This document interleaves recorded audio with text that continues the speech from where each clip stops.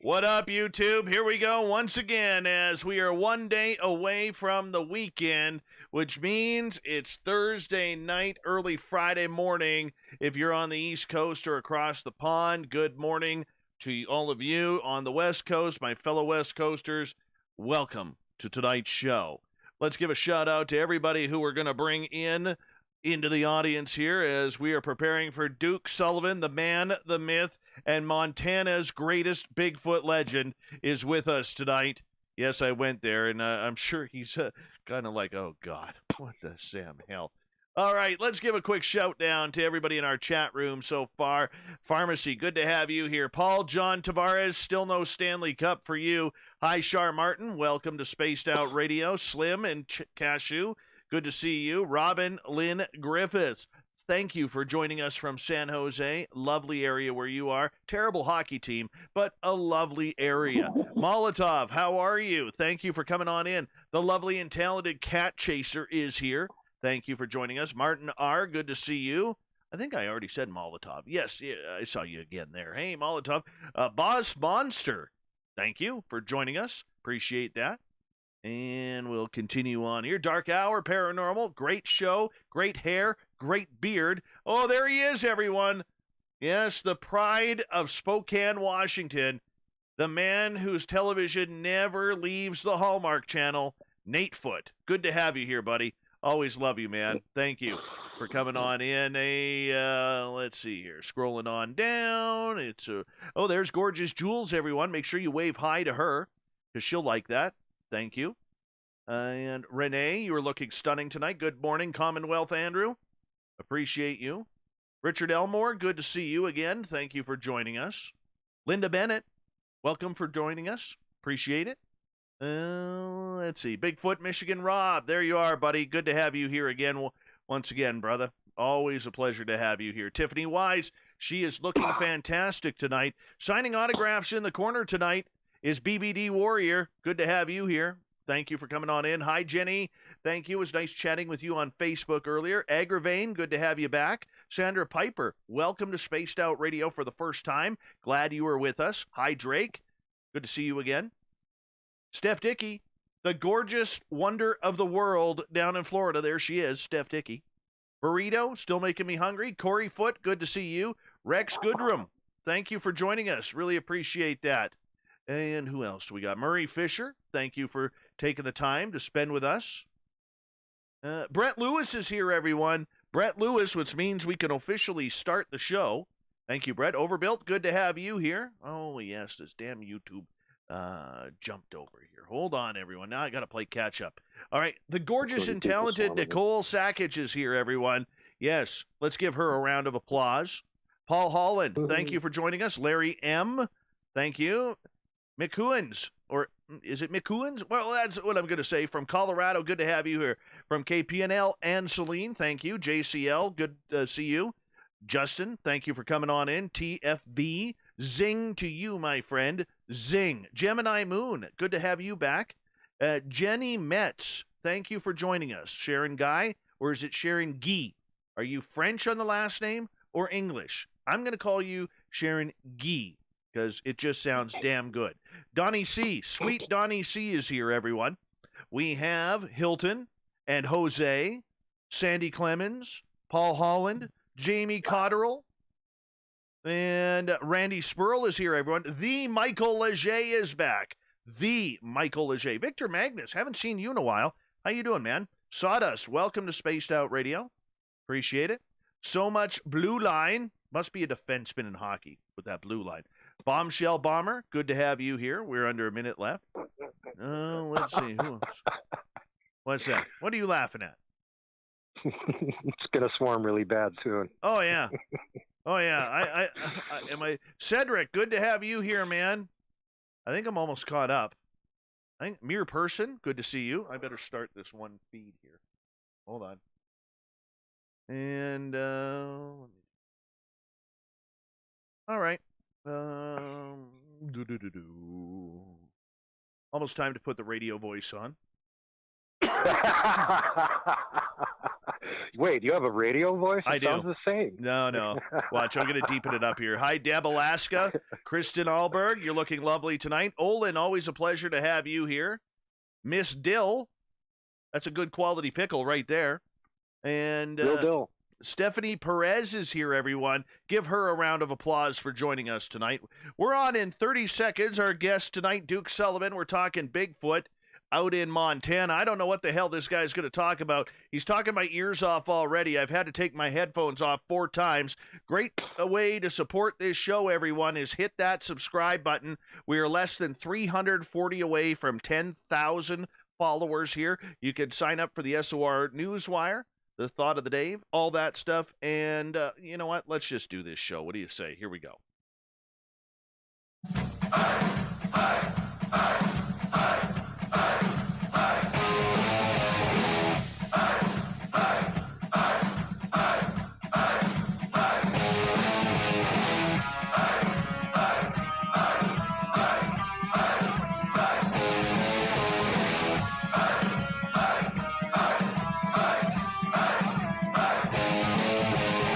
Mountains of central British Columbia to you listening around the world. This, my friends, is Spaced Out Radio. I am your host, Dave Scott, sitting in the captain's chair of SOR headquarters. We welcome you to tonight's show on our terrestrial affiliates around North America and digitally on TalkStream Live and Revolution Radio, along with KPNL out of Oregon. If you want to take a listen to our archives, we have them free for you at youtube.com/Spaced Out Radio. Do me the favor, hit that subscribe button. Follow us on Twitter at Spaced Out Radio, on Instagram at Spaced Out Radio Show.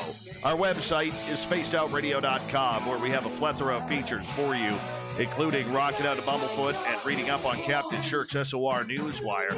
Tonight's show is brought to you by Chive Charities. Help make the world 10% happier by visiting Chive Charities today. You can find them on our website. I'm telling you, we are in for a wonderful show tonight. Why? Because it's Bigfoot night with Big Bad Duke. Brian Duke Sullivan is an intrepid researcher of the crypto world in his home state of Montana, a Bigfoot eyewitness, and the founder of Montana's Bigfoot Project. Duke will discuss his own experiences that started as a child when he was sledding outside one day with a friend. Took him down some trails, and then he saw Sasquatch. Yeah, Duke has spent over 40 years researching this topic, and he has come to several conclusions regarding the type of creatures that are hiding in plain sight. Duke, welcome to Spaced Out Radio for the first time. How are you? I'm doing great. Glad to be here. It's actually an honor to have such a professional show host me. I really appreciate it. Hi to everybody out there in the listener audience. Love all you guys. And, you know, another thing I like about your show is the intro music. Bumblefoot is just awesome. And we need more shows that talk about Bigfoot that actually have really great intro music. I got lucky. In addition to your show, you got some guys in the audience right now, Beast TV. They got some really good Sawdust Beast. They got great intro music, too. So let's keep that trend going, guys. Those are who are creators out there.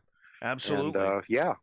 Well, I'm glad to have you here. You know, I got a lot of pressure from people to say, you got to get Duke on. You got to get Duke on. So we got Duke on, and let's get duked now. All right? Let's drop the gloves on Bigfoot here.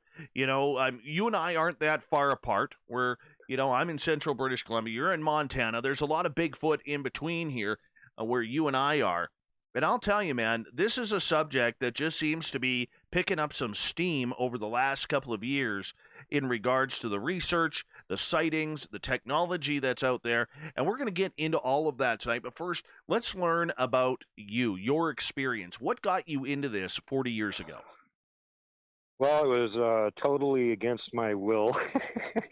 I'm not one of those people that went, hey, cool, I'm going to go research Bigfoot. This sounds interesting. No. I was just the opposite direction. I was just out with one of my friends sledding and had an unfortunate encounter. And this was in February, second week in February 1972. And the reason I remember that is not so much because the dates are important. As a kid, you don't remember that stuff. It's because we had just come out of a ridiculous cold snap. So I could go look up the record on that. The county next to us had an all-time record low of 52 below. So now that the cold snap was over and it was only 20 below, we decided it would be a good time to go sledding because we were tired of being cooped up. So one of my friends came over, and we went down to the end of the fire lane next to the house, which was about maybe 2 miles, 2.5 miles out in the middle of nowhere. Now, I had noticed years before that the fire lane just dead ended. They couldn't continue to make it any further because there was a big bog there about as long as a football field. You couldn't get across with equipment. So why make a fire lane? So the snowmobilers used it too. They had a turnoff right there that went along the hillside because, they didn't make a trail across. There was nowhere to go from there. But now that everything is frozen nice and solid, and that bog's frozen nice and solid, we went, hey, we can get across that bog, and there's a big steep hill on the other side. Let's go see what's over there. So sure enough, there was a big steep hill, and on top of that was another big steep hill, and there was a third big steep hill on top of it. So we were in sledder hog heaven. We're like, oh my God, this is awesome. We can make like the biggest sled run ever and not have to share it with any of the locals being here all the time. And we'll just totally set her up. So we went up there and scouted the whole thing, and it was, we took our little plastic sleds and we made a big luge run, and we built supers on the two corners so that we wouldn't go flying off and hit a tree. And then we figured that was it for the day. We'll just come back after it gets warm enough to actually melt and everything gets solidified. We'll try it then. Well, sure enough, that was, like I said, second week in February. At the end of the week, I think it was on the weekend, he came out again, and then we went back there, and sure enough, it had gotten warm enough to melt a little bit. Everything was nice and solid, nice, Minnesota made luge run. And so we were going to test it out. So we had made 2 runs down it already. We made a slow one where we were dragging arms and legs to slow ourselves down, and then a second one we were kind of medium speed. And I was heading up to the top to do the third one. We weren't staying together for the reason that this is like really dangerous, and there were trees all over the place. This is just regular wooded hillside, extremely steep. So if one of us went off and hit a tree or something, the other one better be in good shape to drag him back out of the woods again.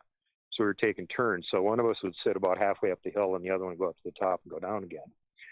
So like I said, I was going to do the first high-speed run down the hill, and I got up to the top of the hill and flopped my sled down and was about to turn around and go down, and I realized something didn't look right. Didn't look like this last time I was up there, and I couldn't place what it was exactly. So I looked again, still didn't place what it was, and then, like a little voice in my head said, no, that scene doesn't look right.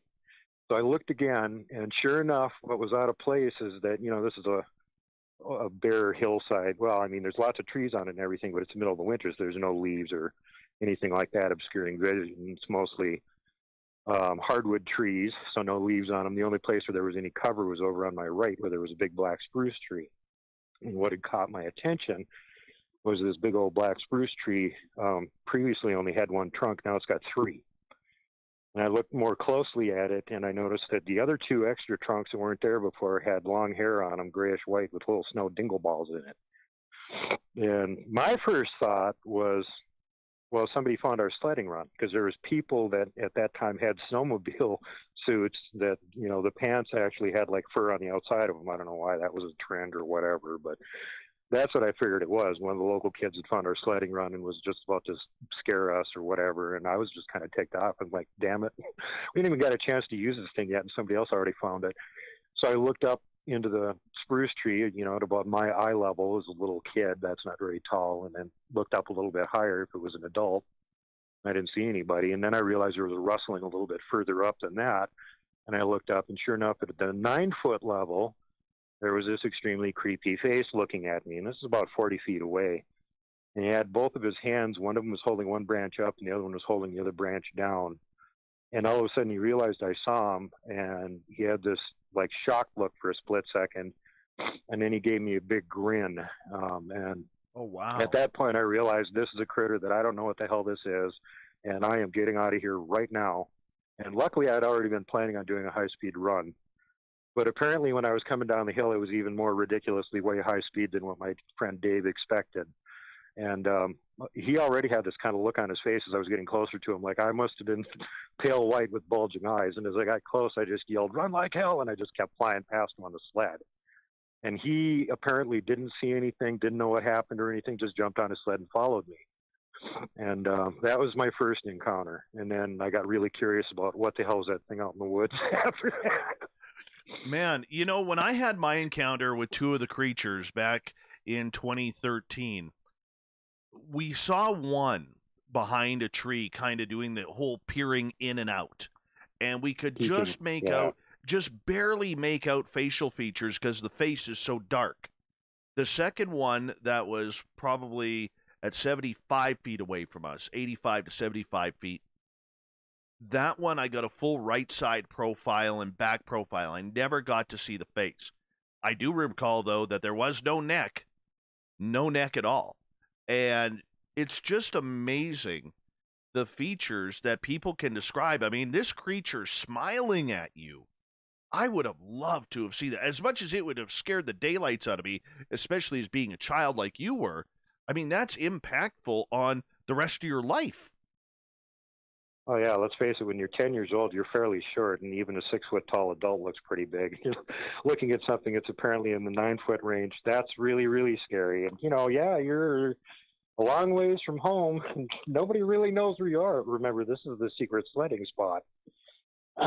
So that definitely adds the whole creep factor. And the other problem here is that this thing, whatever it was, wasn't a regular Bigfoot.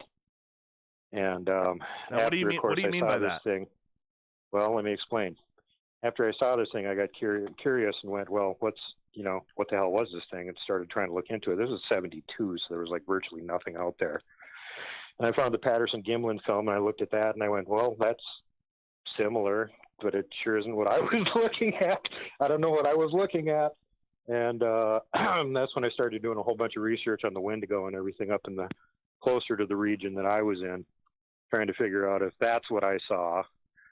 And still to this day, not entirely sure. I tentatively lump it into that category because it was not a regular Bigfoot. And the reason is that most of the Bigfoot have either like a human-looking face, or some people describe it as an ape or gorilla-looking face, or a combination of the two. This thing had a face that it looked like a younger orangutan, not the older ones that have the big jowls on the side of their face, but like the younger one that's got the really flat, tiny nose and really long distance between the nose and the upper lip, basically no lips, really wide mouth, like almost from ear to ear. And when this thing grinned at me, it did not have the giant chiclet normal Bigfoot teeth. This thing had nothing but frickin' canine-looking things. They looked like great white shark teeth. Oh, yeah, you didn't have to mention that. You did not have to mention that. Yeah, that was the grin part. This wasn't a friendly grin. And then both of its fingers, I could see its fingertips because it was holding a branch up with, one hand and down with the other one. And it had what looked like black talon-like claws on its fingertips. So again, does not match Bigfoot description. And now I found much after that fact, as I was doing more research on monkeys, great apes, primates in general, that one of their standard behaviors is if they're startled, they react like with aggression immediately. And in this case, I had startled it, and it was like, oh, human saw me, and so he grinned. And what a grin means to a great ape, and by the way, if you see Bigfoot in the woods, you can smile at him, but don't grin with your mouth open, because showing your teeth to a great ape is a threat. And when they show their teeth to you, they mean, here's part of the arsenal I've got to tear you to pieces, back off. I believe that. You always got to be part of the warning signs, because you have to make sure that whatever you are doing, that safety is always the first priority. Yep, absolutely. Well, if you don't survive the encounter, you don't get to tell anybody about it. No, but it's one hell of a good story when you die. You go up to the pearly gates. How did you die? Bigfoot. Yeah. I told the research guys I'm with, if you ever see a Bigfoot attack me, don't try and stop him because you won't be able to. Just start filming. That's all you can do. That's actually good advice. Good advice. I want the evidence. I want the evidence of what killed me. Duke Sullivan is our guest tonight on Spaced Out Radio from World Bigfoot Radio and the Montana Bigfoot Project. Duke, I want to ask you, in regards to this creature, there are so many different distinctions and stories that are out there. You have the research crew who believes that they're conducting science. Most of them end up conducting opinion instead. You have the people who make fun of this creature. You have the people who believe that Sasquatch are a people too and should have voting rights. You have the indigenous ways where they believe that it could be a shapeshifter or some sort of interdimensional being. What's your take on all of this? Where do you stand? Parts of all of the above. Next question. This is where it's your turn. Sorry to do that. They are flesh and blood. We've already done the DNA on them. Melba Ketchum did the DNA study. She had over 100 samples. Other labs besides her own testing facility were involved. They all got the same result. It wasn't just hair samples. They had like a toenail. They had Robert Kreider had collected down in New Mexico and other various tissue samples in addition to the hair samples. And the results came back as mitochondrial DNA human, nuclear DNA unknown. So nuclear DNA doesn't match to anything we've got in the catalog, but we know what it is. So at the point where you get another Bigfoot DNA sample, you can match it to that unknown one and go, well, it matches to this unknown one. So the unknown one right now is technically, Sasquatch hybrid. Are all the Bigfoot hybrids, or are some of them hybrids and some of them purebloods? Some people think that. There's more testing ongoing. She's been able to determine that the hybrid branch it goes back thousands of years, at least 12, maybe 15,000. So there's that thing going on. So that's already been completely categorized and is listed in Zoobank's Genome Bank, in case you guys want to check it out. So yeah, we have known DNA sequenced for Bigfoot. So other than that, we have tens of thousands of reports from people, eyewitness encounters, tons of tracks, blah blah blah. How much more evidence do you need? Obviously, it's a real thing. Why are they suppressing it? There's a better question. Who's suppressing it? Well, obviously the people that do everything they can to stop Bigfoot researchers or to discredit Melba Ketchum. There's some guy right now that's writing a book trying to claim that her study was flawed. And he's got Dr. Meldrum wrote the forward for him to try and make him look legit, which I find laughable, considering they didn't even bother to check the typeface on the book and notice that they had misspelled the word forward. So you can take this book seriously if you want to. I'm sure not going to. I know a bunch of the people that were involved in the study, and it was legit. Legit as the day is long. And there's ongoing DNA studies. Dr. Igor Burtsev, the head of the Department of Hominology in Moscow, Russia, has got another one going on right now that's getting tests done in various countries at different labs. I want to ask you, before we get into some major stories after we turn the corner here at the bottom of the hour break, why do you think there is such competition, territorial demands, attitude, infighting within the Bigfoot community? What's the purpose of this? I mean, it just seems so ridiculous from an outsider's point of view. Well, it seems ridiculous from an insider's point of view, too. That's why I wasn't involved in the community for so long, because it was just looked like a bunch of petulant 5-year-olds ganging up on each other. Really, I don't think there is a Bigfoot community. Not, like a community. There's factions that are part of a community that don't get along with each other. They've all got different opinions, and they clump up behind whoever's got the opinion that they like at the time and then ridicule everybody else. The part of the reason that it doesn't come to a stop is because paid trolls are encouraging it and trying to get researchers to fight with each other and trying to whip up their audiences to make them mad at each other. And another thing that's going on is just the people that are involved in it. In order to be a Bigfoot researcher, you got to be a really strong alpha personality that is not an external validator. So you don't really care what other people think that much. You're going to keep looking into it no matter what, because you want to prove to all of them that they're wrong and you're right. Well, that takes a whole lot of ego, and people with egos that big don't generally work well with others. And a lot of them have this, I want to be the guy that proves Bigfoot is real, not realizing it's already been proven. And, some of them have this, I'm going to go shoot a Bigfoot and bring its body in and show, my buddies so they know I wasn't kidding when I seen one. Well, other people have tried that. It doesn't work out well for them. So I think part of the problem is just a lot of the people involved in the whole Bigfoot research thing are really, have big egos. That's why they're involved in it. So it makes it difficult for them to work with others. Well, I understand that, but everything that we do today has a differing of opinion. And I think that's okay for the most part, except when it comes to whether it's the paranormal world, and ghosts, UFOs, Bigfoot. I mean, people are ready to absolutely destroy one another. It's not a pretty field whatsoever, and it's broken off into a bunch of different cliques because you have the people who are like, I'm conducting science, even though I've never taken science since grade 11. You have the people, you have the true scientists who are looking into this. Then you got the the Squatch crew, and I hate that word, and that immediately, as somebody who's an outsider, the minute I hear the word Squatch, I know not to take your work seriously. And then you have, a multitude of different groups that have broken down their research, and what they've done is they've pinpointed it so acutely that they're not willing to hear or see or review other evidence because that doesn't fit their own mantra.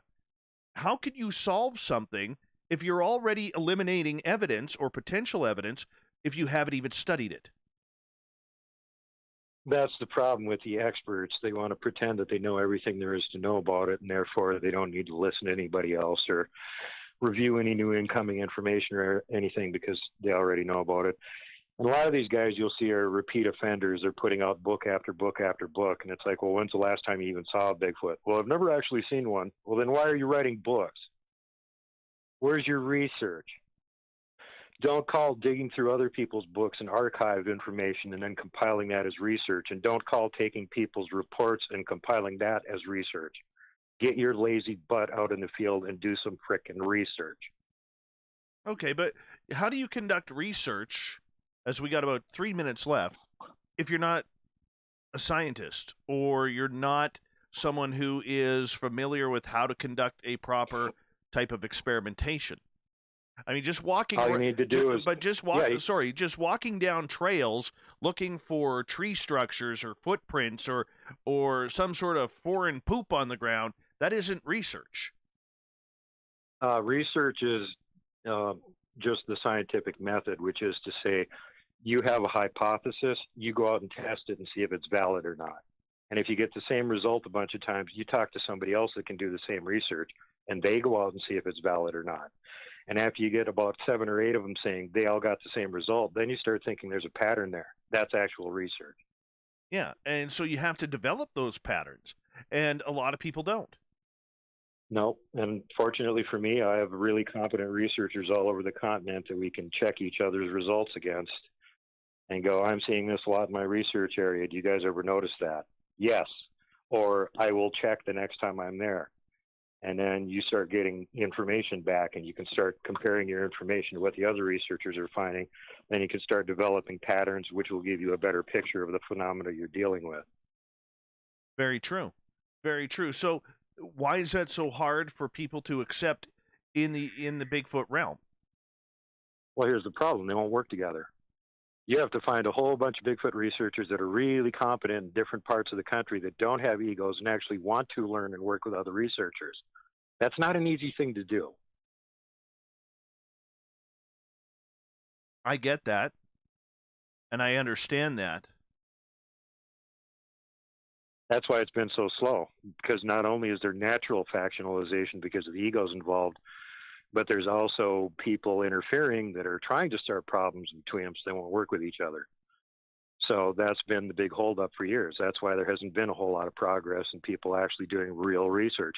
And you don't have to have a degree to do research. I automatically discredit what scientists say most of the time because they're on the other team that wants to claim this isn't real. So they're not real scientists because they're unwilling to actually look at the evidence. And that's my opinion. Why? Because of who's paying them doesn't want them to look at it. It is a complex scenario indeed. What do you think as I'm going to hold off on that because we only got about 25 seconds left before we have to go to break here at the bottom of the hour. And I love your feistiness, Duke. I do. I think it's refreshing. I think it's refreshing for the community. I think it's refreshing for the listeners. And I think it's something that, is needed. And all you're really asking for, it's pretty simple. Let's work together. Let's solve this mystery. Let's get it done. Exactly. Yep, you nailed it. That's it. Let's all work together. Put your stupid ego aside. You don't need to prove Bigfoot's real. It's already been proven.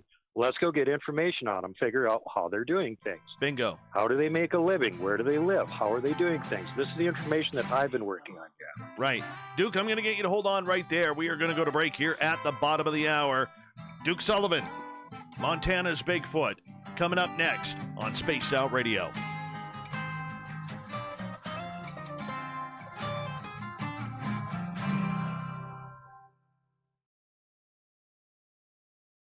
All right, we're clear. So Okay, good. I'm not going too fast now, Mike. no, you're perfect. Okay, I know we have a lot of first timers here in our YouTube chat, especially. So I just want to kind of go over everything with you guys. We are a live to tape radio show. That this show will go out on terrestrial radio stations, and so the reason why we go to break is we have to hit that timing session. But you guys who are in our YouTube chat right now, you'll be able to hear these conversations during the break that we are talking about. So that way, you guys kind of get a behind the scenes look at everything and what we do. So that's kind of where we're at right now. So if you're wondering, well, geez, how come they went to break? What the hell is this? What is going on? I've never seen this show before. Well, that's the rules. That's just the way it is. That's just the way it is. So, yeah, because I have to time everything out for our radio stations. When after the show, when you guys all get to go to bed, I get to go to work and edit up the show into sections, and hopefully there's no swearing that I need to edit out. And then we send it over via files to our radio station. So when we are at break, that is the reason why, and I hope you don't mind. Hey, R. Keith Andrews, Inner Voice Enterprises, how are you, buddy? Lynn Sows? Or are you Lynn Soos? Lynn Sows? Lynn Soos? What are you? Roy Boy, good to have you here. Who else just popped in? Solar Warden, thanks for coming on in. We're at 163 people. I did see 165, so that's kind of cool. Nice and early. Justin, good to have you here. Duke, you having fun yet? Yep, sure am. All right.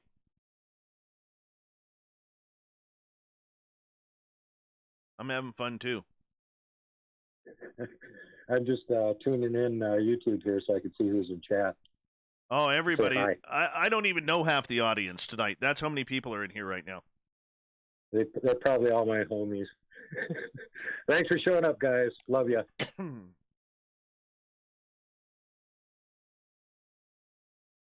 Aaron is here. Nikki showed up.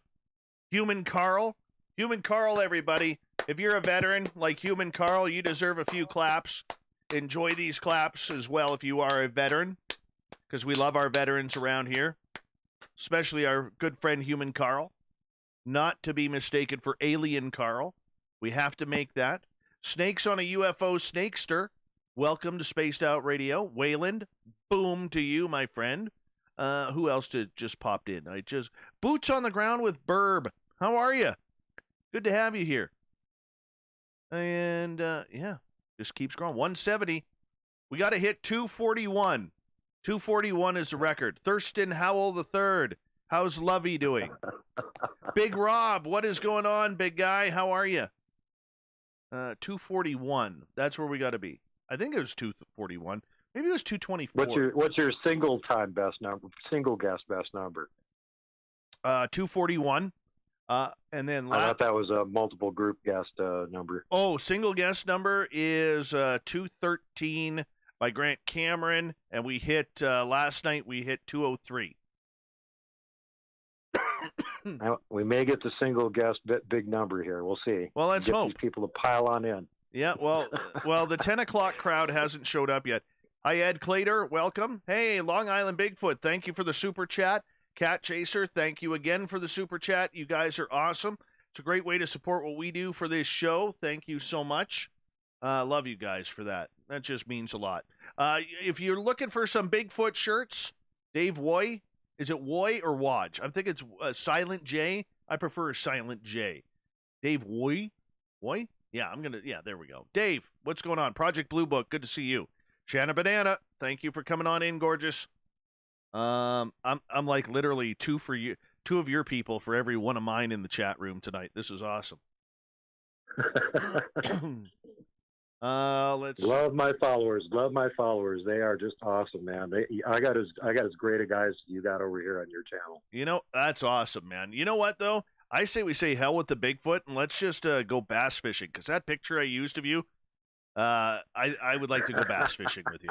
I've never caught a largemouth bass. We don't have them up here. Well, I'll tell you what you can really catch a lot of here in Montana is trout. We got like every kind of trout you can imagine. Oh, same here. I'm so sick of catching trout though, man. Because it's all you got to catch. Yeah. Everybody else in other parts of the country are like, I want a trout. There's none around here. Yeah.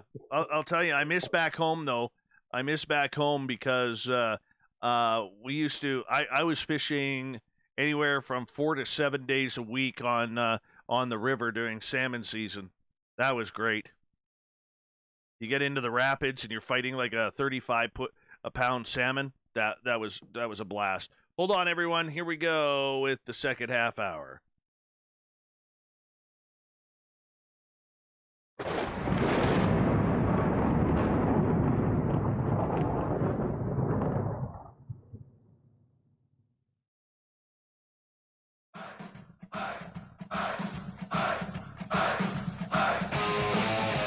Second half hour of Spaced Out Radio is now underway.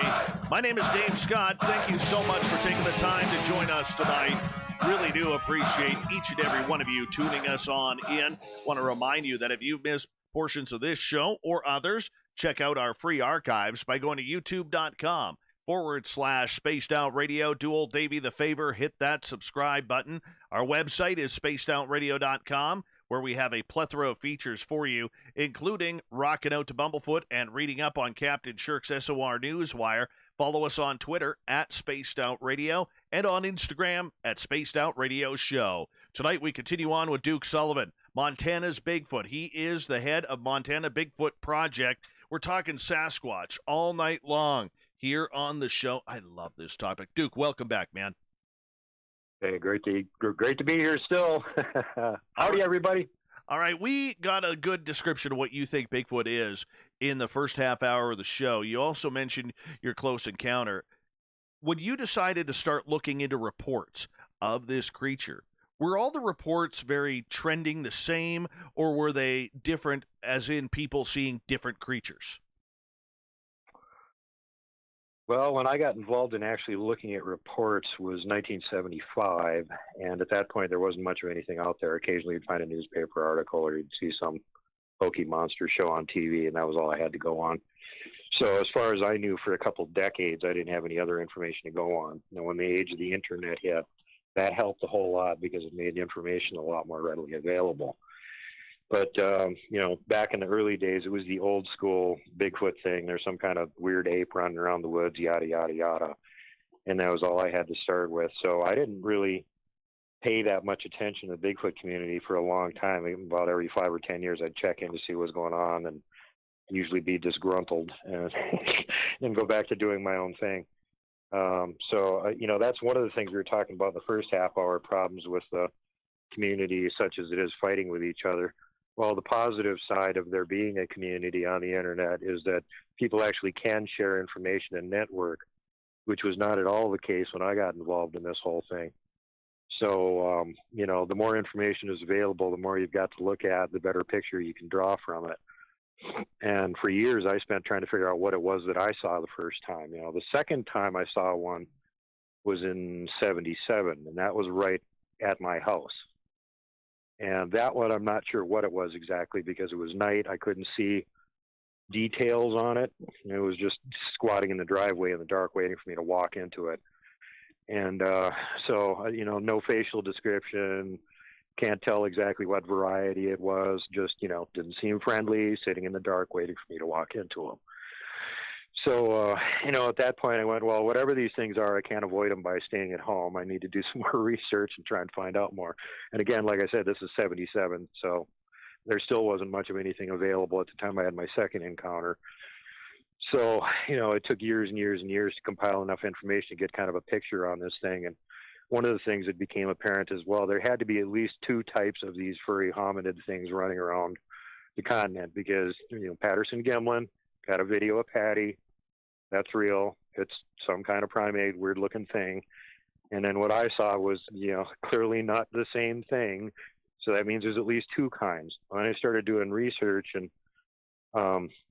Bigfoot Outlaws were helpful in this regard because they had done so much research with different groups all over the South for decades that they had come to the conclusion that there was more than one kind down there that they classed as a type 1 and a type 2. And the type 1s being the more human-looking ones, which generally are bigger, and the type 2 being the more ape-looking ones, which are generally smaller. And the skunk apes could be a variety of the type 2s. Now, the type 2 face looks more like a chimp face or something, so again, doesn't match with what I saw, and they don't no description of them having the massive arsenal of teeth and claws that the first thing that I saw had. So that made me start going, well, there's apparently 3 varieties, because this, again, doesn't match up with what I saw. And by then, I had enough research in to know that even within family groups, there's wide variation. They don't really look that much like each other. But this is so far out the realms of it being like normal variation within a species that it points toward, yeah, there's more than one sub-variety at the very least running around.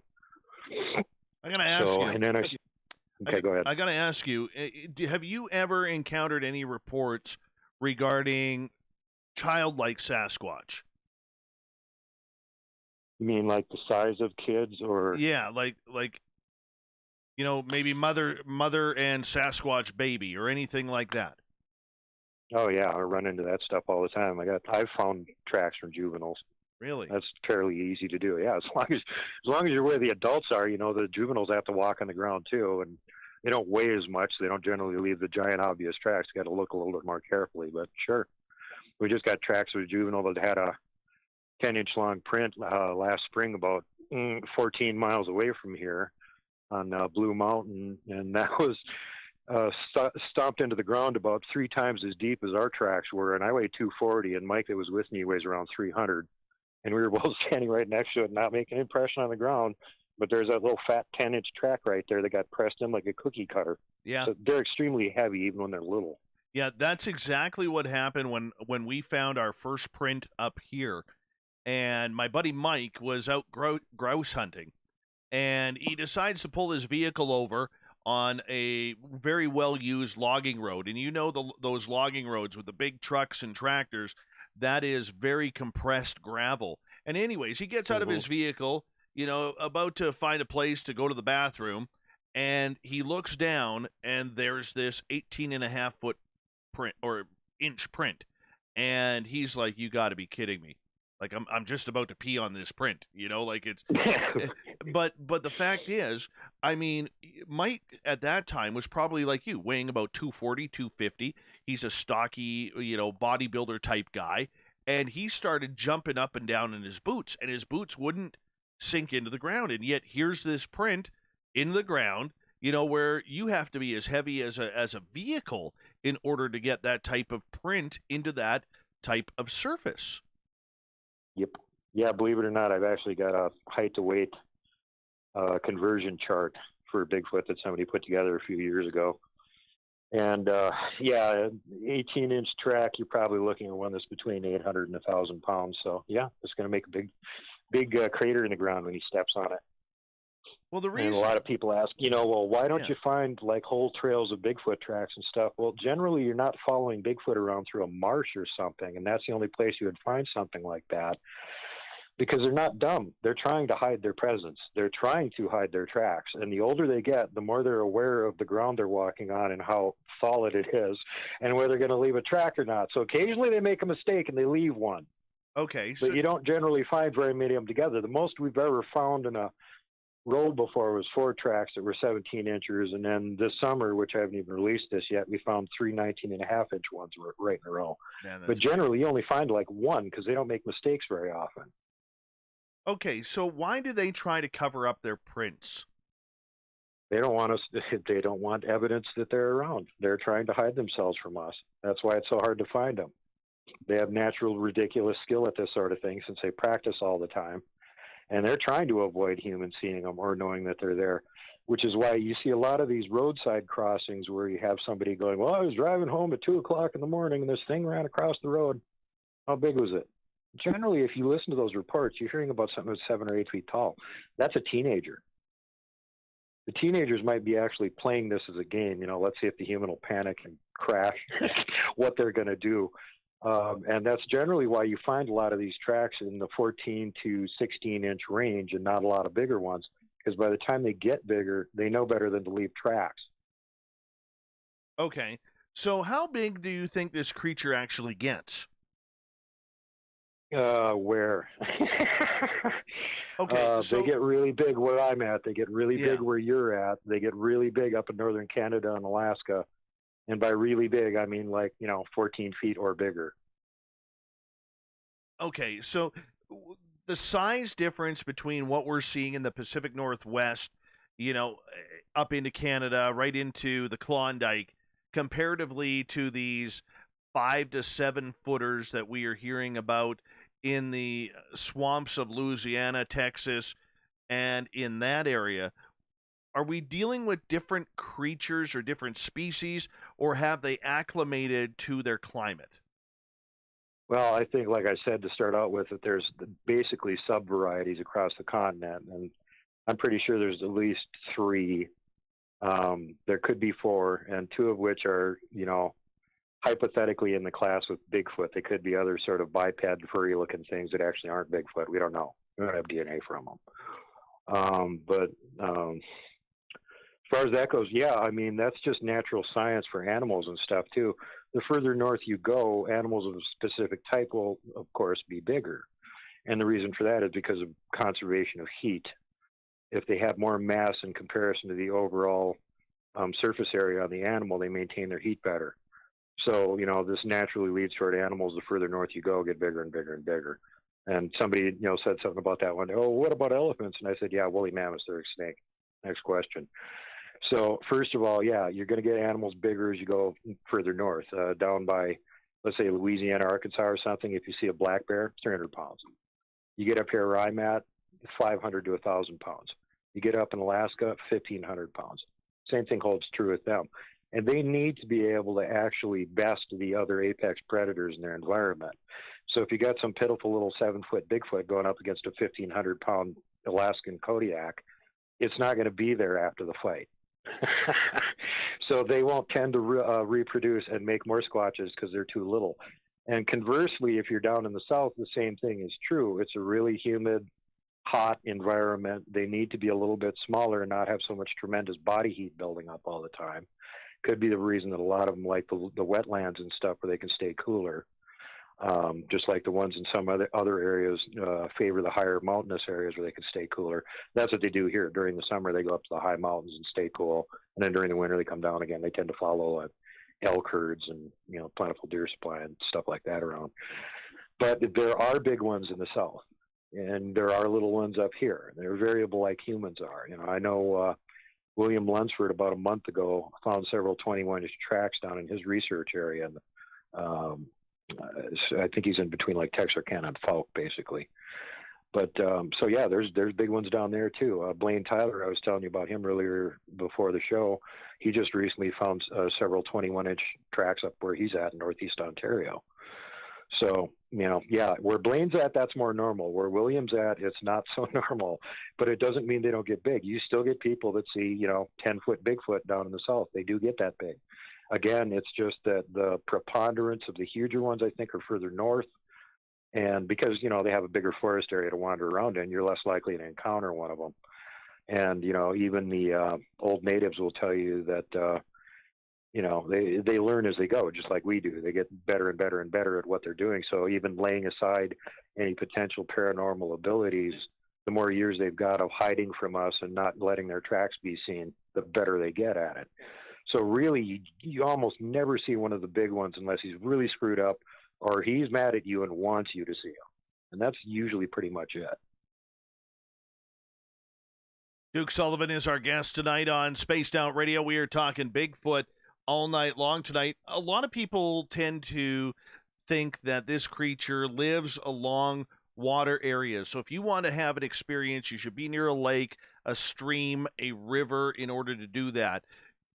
Is it because, obviously, the obvious answer, we all need and every creature needs water to live? Or do you think that it's much like humans where it wants that continuous water supply in order to help grow its own area and territory?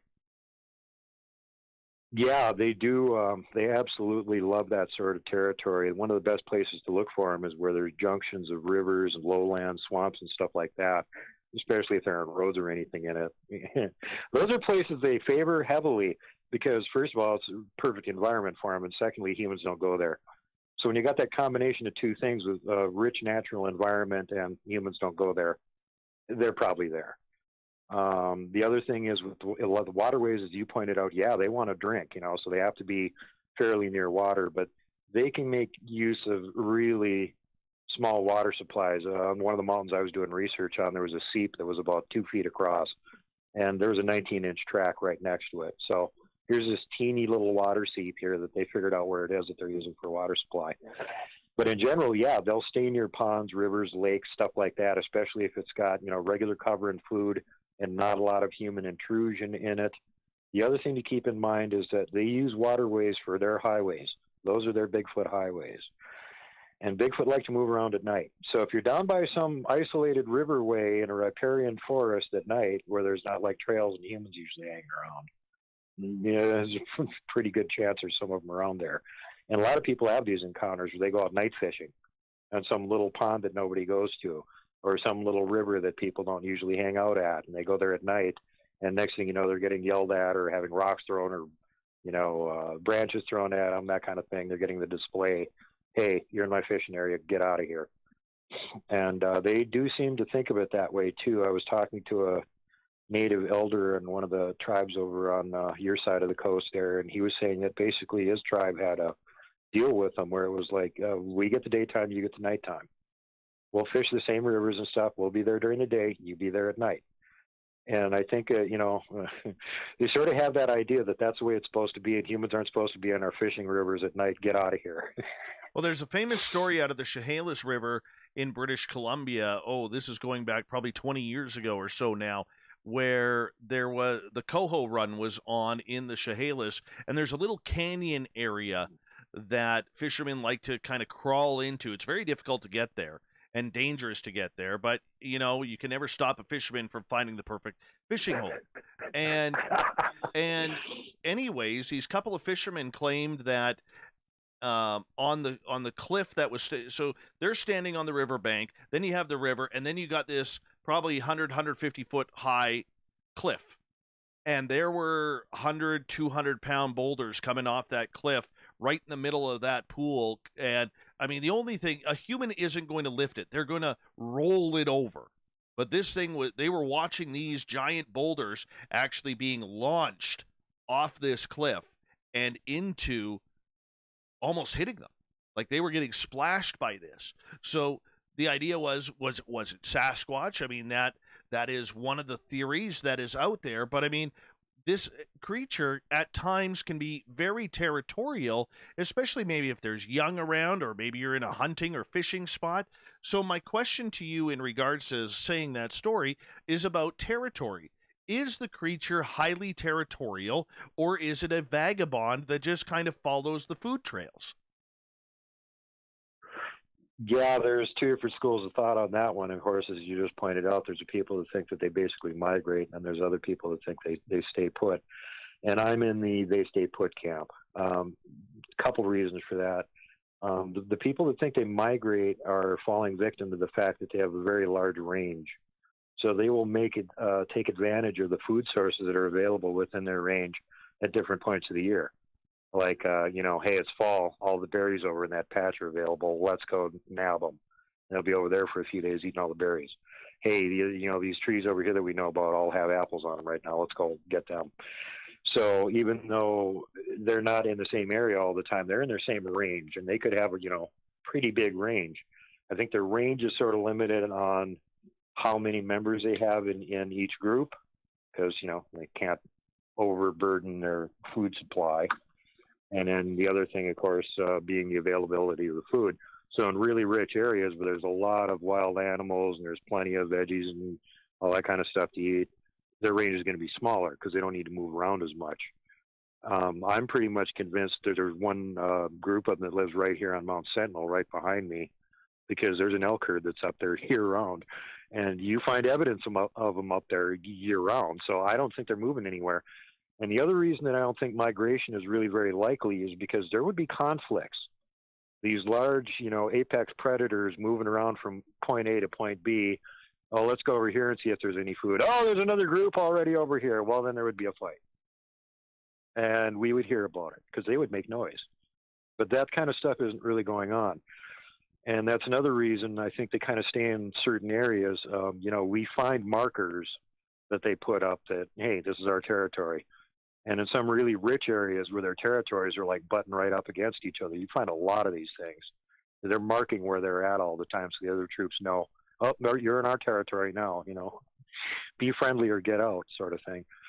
So, I do not think that they migrate around. I know that used to be one of the favorite theories back in, 60s and 70s. Oh my God, they migrate from Northern California all the way up to Alaska. Yeah, what about the really big Bigfoot up in Alaska that are already living there that don't want visitors? I don't buy it. Okay, so do you believe there are passive aggressive groups? Like we see this with killer whales in the ocean where you'll have the big pods, but then you'll have a rogue pod of whales that has been kicked out of their original pods for one reason or another, and they are kind of like the stray cats, so they all kind of get together. Do we see that, you think, in the Bigfoot world where most of them, especially what I've noticed here in the Pacific Northwest, most of them seem to be very, very passive, not wanting to deal with people, but are there those rogue groups that are very extreme on their territory and whoever or whatever is around them?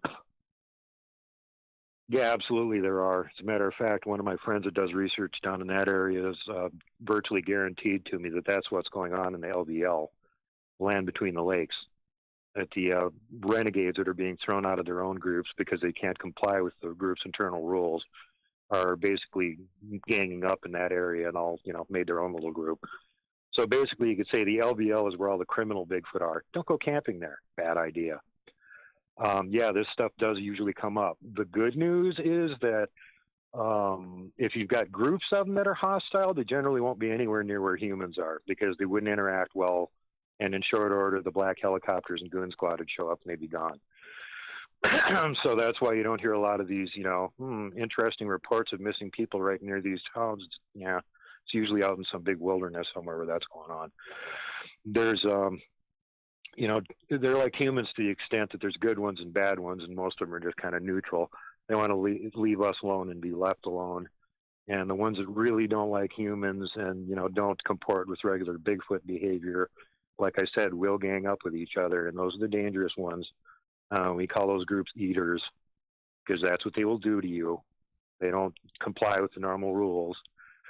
So you don't want to run anywhere near into those things. The other problem that you run into is if you run into a lone Bigfoot, you can usually expect, 99% of the time it's not a lone Bigfoot. It's with a group of other ones, and they're also nearby.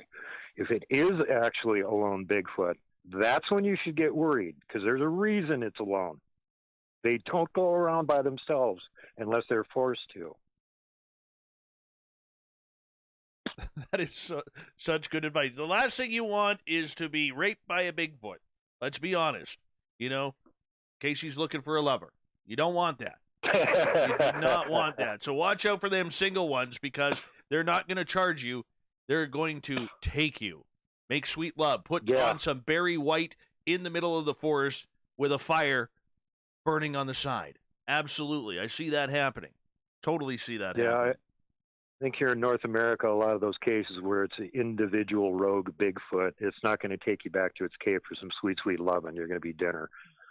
So that's a good reason to avoid it. And, we do have a lot of those reports historically from the Pacific Northwest where you've got native females disappearing, being hauled away by Bigfoot, and that goes all the way up into Canada and Alaska. You get the same thing with some of the tribes down in the southern part of the lower 48. And but interestingly, there's also a couple of tribes over there that I've heard that they had very cordial relations with their local Sasquatch, and even were trading with them at one point, probably before the early epidemics started breaking out and everything. But they, at some point they just stopped dealing and trading with them or whatever. But up until that point, there was one designated member of the tribe that could speak their language that would do this trading mission with them. Right. And at that point, it was not amongst these like 2 or 3 tribes. It wasn't frowned upon for a female member of the tribe decided that she wanted to have a Bigfoot husband. I was like perfectly okay. My friend, So I'm going we to get can you to hold expect on. I'm going to get you to hold on right there, and we're going to finish that story. So much more coming up on Spaced Out Radio in hour 2. Bigfoot talk all night long out of the state of Montana. Duke Sullivan, height unknown, weight unknown, and he has his wrestling mask on for Bigfoot right now as we speak. Second hour of Spaced Out Radio is next.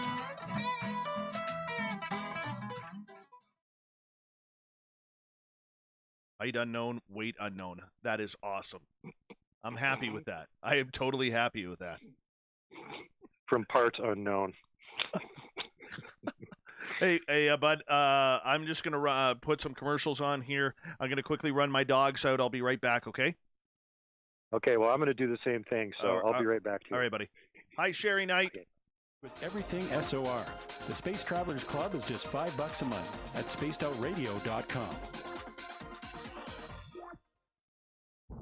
Are you intrigued by Paranormal Talk Radio? You'll love the new Paranormal Radio app from TalkStream Live. You'll find a great selection of talk shows covering UFOs, ghosts, strange phenomena, and much more. Download the Paranormal Radio app now and start listening to the very best in paranormal talk entertainment, including the network you're listening to right now, the Paranormal Radio app, free in Google Play and the iOS App Store. We all know on Spaced Out Radio we love a good beard and mustache, so why not take care of your facial hair with Mighty Moose Beard Oil? Made in Canada, we're taking care of beards and stashes around the world. We use 100% natural ingredients with our oils and balms to make your whiskers feel silky smooth. Use promo code SOR2019 at mightymoosebeard.com today.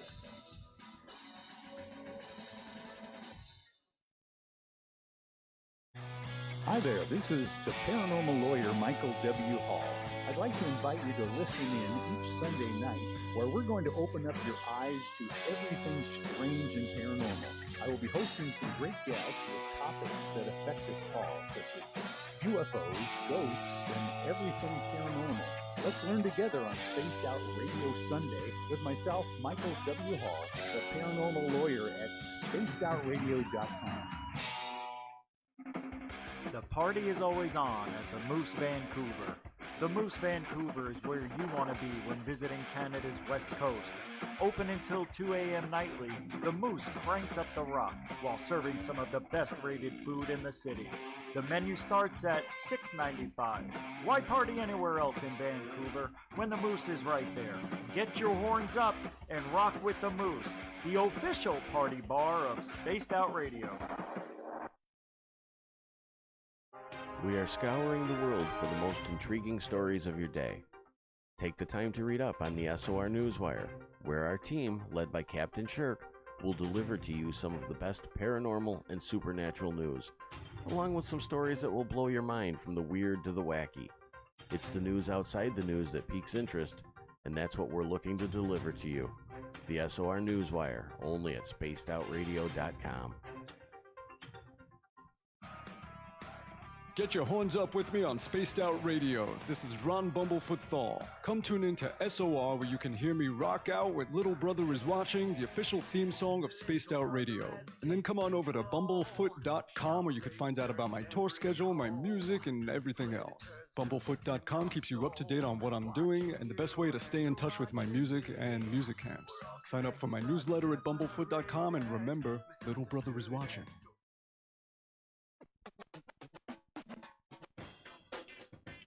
The SOR Vault is open for business, and we have some cool swag for you to pick up. All you have to do is head over to our website and click on the SOR Vault. You have a variety of cool logos to choose from, and put them on anything you want. T-shirts, hoodies, hats, coffee mugs, you name it, we can get it to you. So do your shopping by supporting the store you love. Get your Spaced Out Radio swag at the SOR Vault today.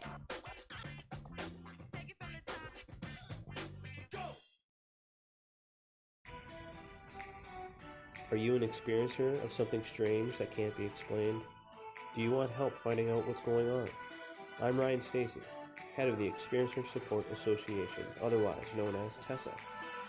We've teamed up with Spaced Out Radio to investigate cases filled out in the SOR Sightlines report. We are independent and there's no cost to what we do. All we need is your experience. Let's find out what's happening together on the SOR Sightlines Report. All right, I'm back.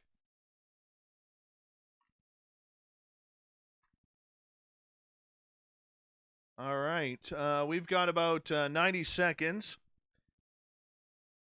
You have me on mute there? Hey, Sovereign Gas Man, how are you? Hello, I saw someone new in here that hasn't been here before. Amanda, how are you? So if you're new, once again, just want to let you all know that we are on terrestrial radio as well, which is why we go to commercial break. I understand that some of you may not like that or wondering, what the hell is a podcast doing this? It's because we're on the radio, real radio. So that's why we are doing it. That's why we're doing it. All right. Hey, Duke, where are you? Question: what's your thoughts on eating breakfast for dinner? I never eat breakfast. Yes. I'm on Bigfoot hours. I wake up in the afternoon, and by then breakfast isn't an option. Good for you. Good for you. Never a need to eat breakfast, especially for dinner. Never. Jean-Paul, bonjour. Amanda, otherwise Nate. I don't know what the hell. That seems a little weird. JCL, welcome to our show for the first time. Thank you. Nucker, good to see you. George Miller. Breakfast is good, but breakfast foods need to be eaten at breakfast, not for dinner. That's why they're considered breakfast foods, except bacon. Bacon is universal. Hey, you can pick up your Bigfoot shirts by going to facebook.com/Spaced Out Radio. We have all sides. It is Canadian funds, not American, so you can check it out there. Super Chat, thank you to everyone who has donated so far. Here we go with hour 2.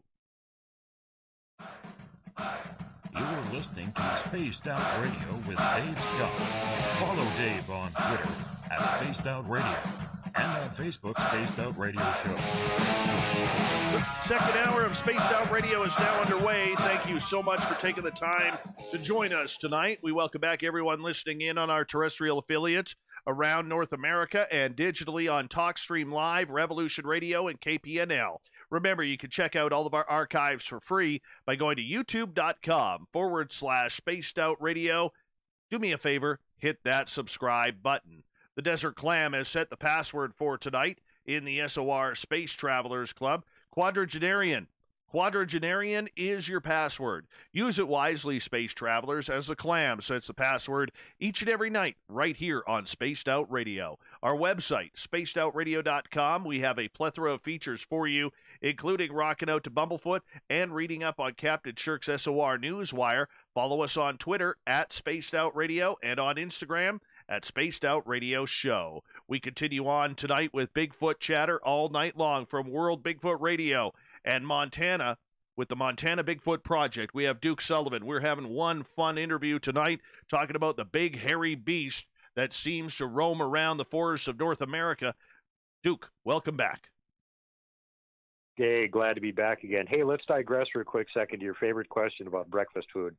Oh, come on. You know, breakfast was a good idea 100 years ago when we had agrarian people, and they needed to be out in the field 16 hours a day, and they got up at 4 o'clock in the morning and horked down a big, fat, greasy meal with zillion calories in it because they were going to work it off by the time they came back for lunch.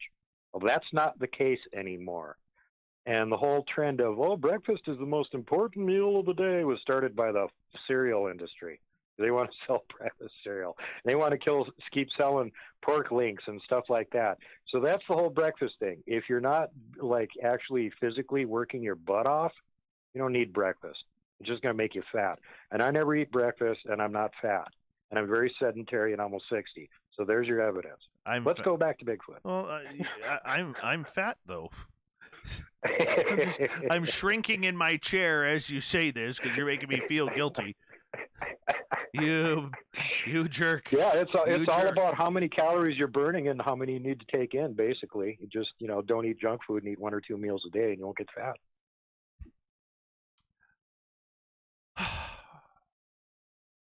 Sorry, Dave. It's really simple. Trust me, I'm lazy as hell, and I'm still not fat. All right. Well, let's continue on rather than talking about Dave's non-dietary fiber. All right. Sorry, Dave. I got a question from Corrance, my booking guy, and it kind of goes along like this because, back in the let's go back almost 100 years ago, we heard a lot of stories, even up to today, where First Nations people and elders will tell their young ladies, do not go out after the evening or once the sun sets, because there is a chance that you could become a Sasquatch wife. And that is a very famous legend that goes around pretty much every First Nations that has to deal with this creature. However, we never seem to hear the other side. And this leads to Corrance's question. Do we have any, amorous female Sasquatch who are chasing down men in the forest because maybe they don't have a partner? That rarely gets talked about in North America, but I'm glad you brought it up because this came up with one of the guests that I had on my show who's also in close contact with Dr. Igor Burtsev, and until recently when he died, Dmitry Bayanov over in Russia, and gets all the reports and information from them. And they've got a repeating pattern of it over there, a really bad one apparently, of female Sasquatch grabbing guys and hauling them off, so much to the point that the Russian Orthodox Church actually has an incantation that you're supposed to recite if you're out in the woods and a wild woman tries to grab you and spirit you away, that will supposedly protect you from her amorous advances. So I'm really glad I'm not doing research over there. That's all I can say. Oh, my goodness. That just sounds dangerous. Yeah. Sounds completely dangerous. Well, you got to figure if it's coming up enough to the point that the local church is giving you an incantation or prayer to say against this happening, there's got to be a few problems with this going on for them to come up with something for it. Well, you know what? It is something that you have to worry about. It, and with some of these missing hunters that go missing, you have to wonder, were they taken as Sasquatch husbands? Mm-hmm. Or were they just, somebody's meal? The other thing is that, people need to get themselves in the mindset of realizing that there's more out there than just Bigfoot. Yeah, there's Bigfoot out there, and just about any place you can imagine them being potentially able to live. And some places where you find it hard to imagine them being able to live, they're there. But there's other cryptids out there, and some of the other cryptids apparently a lot more dangerous than Bigfoot, and a lot more likely to make people disappear. So I'm not on the page that's, Diamond Dave Polites missing 411. Everybody that disappeared was taken by Bigfoot, and BS. There's other cryptids out there that we know a lot about, and they're way more dangerous than Bigfoot and way more likely to make people disappear. There's more Bigfoot probably than there are of the other types of cryptids, but that doesn't mean that they're doing it. Okay. What about Dogman? Dogman would definitely, if you got, in a Dogman's way and he was in a pissy mood, you'd go bye-bye. I think Dogman's aggressiveness is over-exaggerated to a large extent, but there's more than one kind of Dogman that people are dealing with. And, even people that are like really well researched on the whole subject have trouble telling which is which. So for Dogman, your rule of thumb is get away from it. Don't run because it triggers chase response, and don't threaten it or shoot at it. A lot of these creatures seem to be able to talk telepathically to people. I have interviewed a number of people and researchers who have interviewed people who have had close encounters with both Dogman and Sasquatch, where they said they have raised a rifle to this creature out of safety, and they get a telepathic message that basically says, I wouldn't pull the trigger if I were you because it's going to be really, really bad for you. Do you buy into this telepathy? Absolutely. I have several friends that are in communication with them pretty much constantly. They've got them to live right on their property. And in a couple of cases, it's not only telepathy, it's, they're physically talking to them. At least one of the local Bigfoot knows English well enough that they can sit out in the tree line in the shadows just far enough back that you can barely make them out, and you can go out there and talk to them, and they'll answer you, which is extremely unnerving. I'm not sure I even want to do that, but there's people that are doing it. They're used to them. They've been around them for years. The same ones have been following them around for years or decades. So it's just like, the weird neighbors that live in the woods sort of thing. But as far as the telepathy and or mind speak, as they technically call it in the Bigfoot community, and why did they have to come up with another name for telepathy? Well, because it isn't just telepathy. It also includes telepathy and telepictures, if you want to put it that way. They can not only send you a thought, not necessarily in a sentence form, but they can send you a picture of something that they want you to see, or they can just send you a feeling, which, for people that aren't like extremely psychic is just nothing but confusing, and they don't know where it's coming from or what's going on. And the other thing is that it seems like people that are non-psychic or anything, if they try and mind speak with you, it usually has unfortunate results, like you just get a pounding migraine and you don't understand what's going on and it doesn't work. I know somebody over in Nova Scotia that's in communication with the clan that he does research on, and the alpha male tried to mind speak to him several times and it doesn't work. He just gets instant splitting headache, feels like he's going to die. And then finally, one of the younger females in the group contacted him. She can actually talk to him without making his head want to explode. So he does all of his chatting back and forth with them via her. But yeah, I know several people that are in this. I know it sounds bizarre, but yeah, they actually talk to some people. They can mind speak with you. It seems to be mostly the people that are like natural psychics that have had abilities since they were kids seem to be able to do that with them. But they can physically talk to you too. There's a good amount of them that have a good understanding in English because they listen to us speaking it all the time, and after a while they figure out what some of the words mean. So they understand. If you're out in the woods and you think there might be a Bigfoot there, hey, try talking to them. Chances are good they understand English. When we were tracked down in October of 2018, 3 of us, and we heard what Ronald Moorhead describes as the samurai chatter. Yep. That was incredible.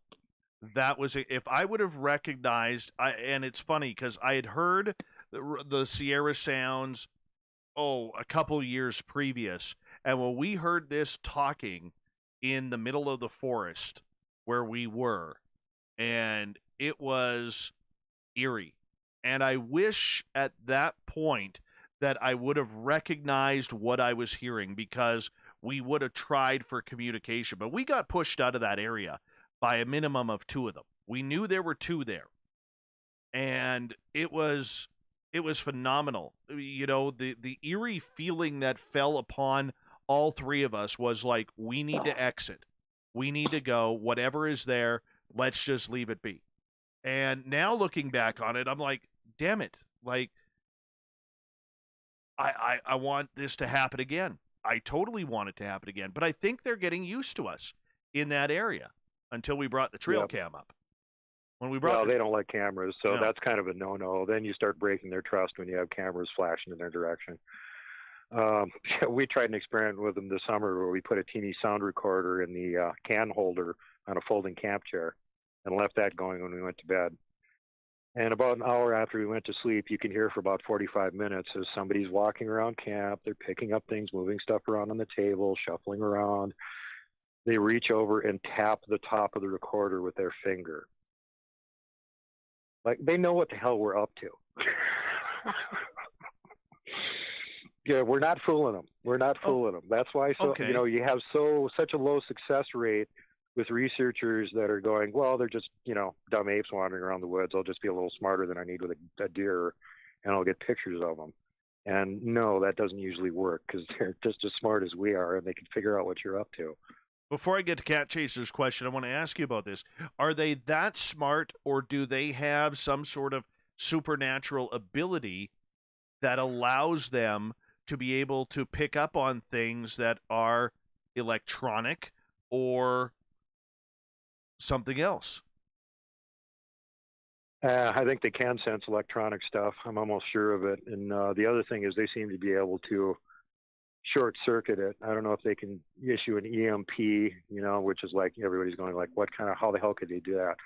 Well, don't forget, we got a really simple critter called an electric eel that can electrocute you if you jump in the water with it. It can zap you with lightning, okay? So Bigfoot generating an EMP, not outside the realm of possibility. We don't know that much about them. I do know somebody that got a video of one sitting in a tree line, stuck its tongue out at her, and then zapped her camera. And there's a physical flash on the video. You can see a physical flash. So that's not infrasound. That's some sort of electromagnetic disturbance because it's making a physical representation of a light flash on the camera. And yeah, it drained the batteries and slayed it was a cell phone, slayed it like within a couple minutes of that, it was done. Well, when we put up our trail cam at our gifting site, what amazed me about it was that for 7.5 days, we didn't get anything. Nothing. There was no photos of birds. There was no photos of chipmunks, squirrels, deer, porcupines, cats like bobcats, lynx, cougars, moose, wild horses, cattle. Nothing. We got nothing out of it. And that is just what absolutely amazed me. 7.5 days. And we were starting to get action. And who knows? We haven't been up there since the snow fell. And we're going to try and get up there again and check it out because, let's face it, snow is a perfect time to try and find some prints. Mm-hmm. But it is amazing to me that we aren't able to totally control that environment and that they are that smart to do it. Let's get to some audience questions here.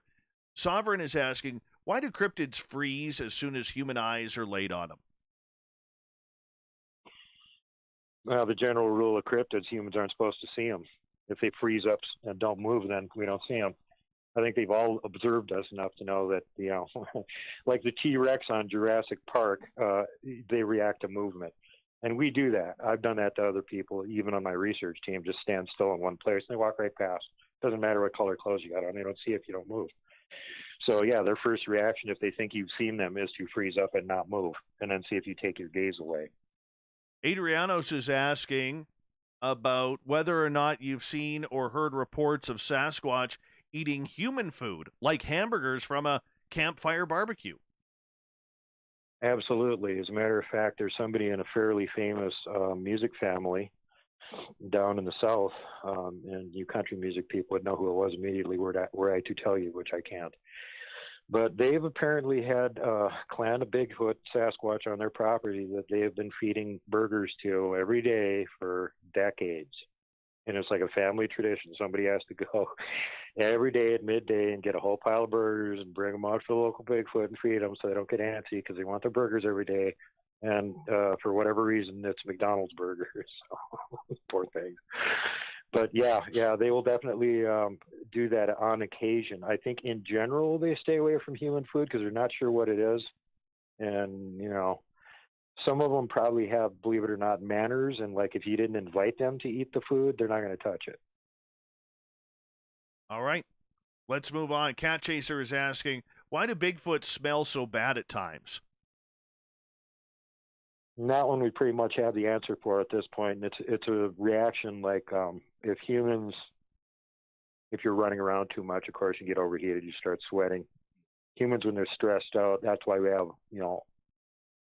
armpit deodorant, because also, your armpits will emit sweat and little bacteria that eat it stink, and it makes you stinky. And what's going on to them, if they think it's something really similar, it's their armpit stank or some other gland that they have in a nearby region. And when they get excited or scared or something, they just naturally start stinking. It's like a skunk thing. Make big stink, make thing go away. True. I've only ever smelled one smell bad once out of all the times I've been around them. The rest of the time, they just don't even have any smell. Or if you're really close to them, they smell kind of like a wet dog crossed with an electrical fire, basically. Let's get over to Solar Warden's question. What's your opinion on David Paulides, and if you've spoken to him? If you have, what do you think of David's work? I think he's doing a useful job in as far as pointing out that there's people going missing and nobody really has a clear answer of where they're going.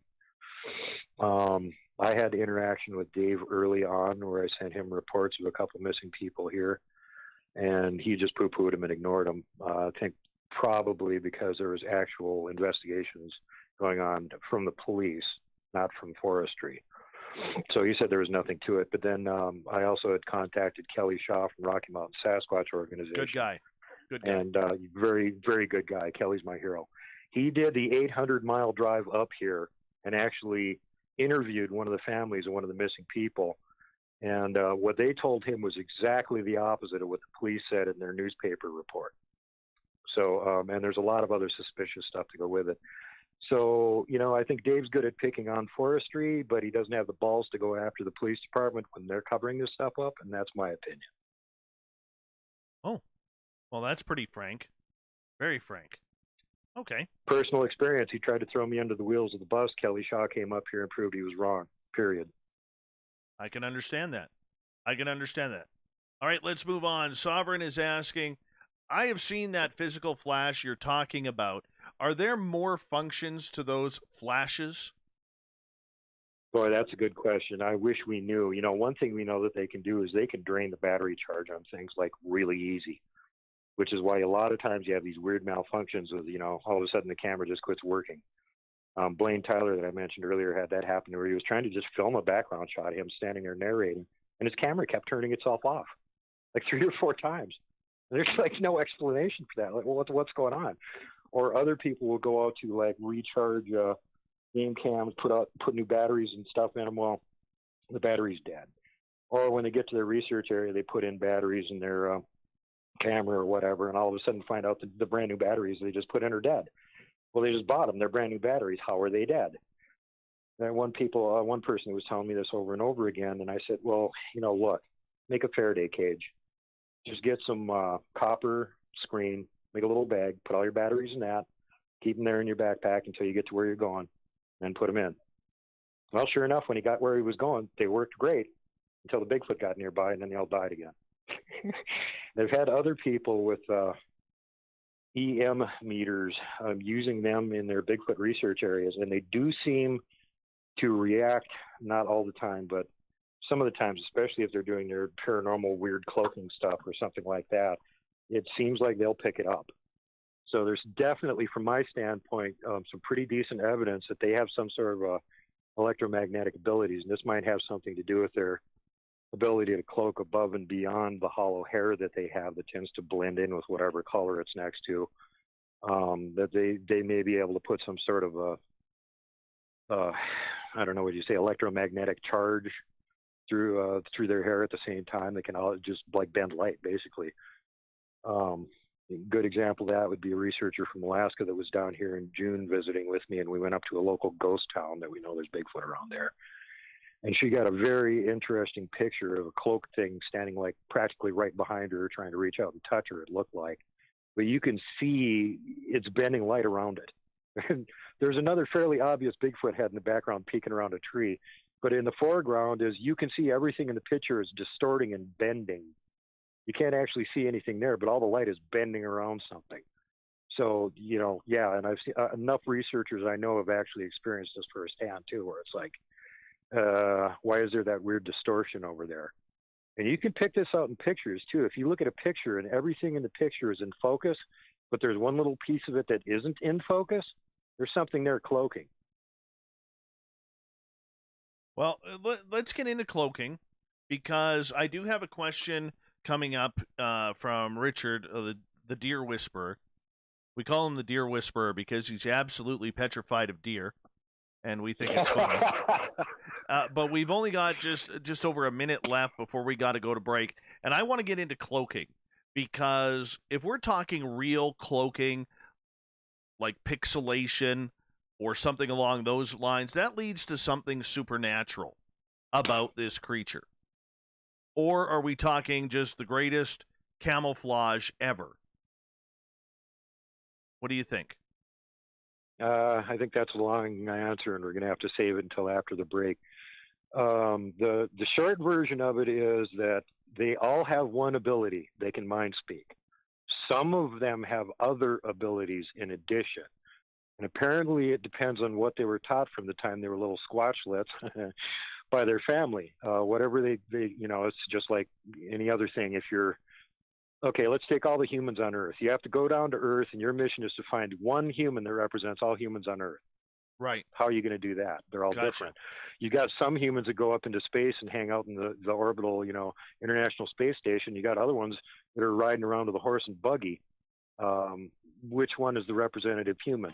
Right. Well, it's the same thing with them. Some of their little family groups have, however they have acquired them, they have other neat abilities they figured out, and they only seem to teach it to the other members. Let's keep it right there for now, because we do have to go to break. We continue our Sasquatch talk with Montana investigator Duke Sullivan right after this.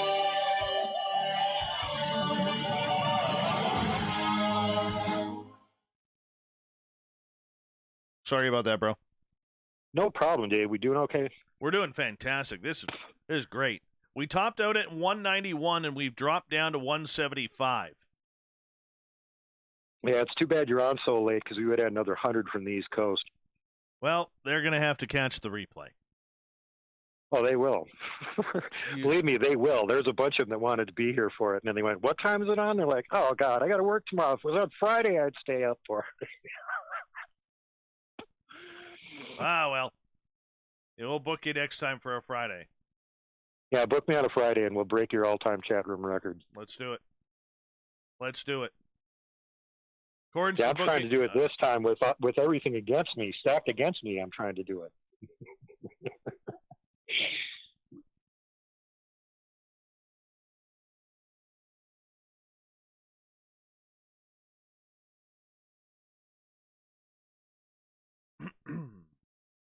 Let's go here. Oh, this is fun, man. I'm appreciating this. This is good conversation tonight.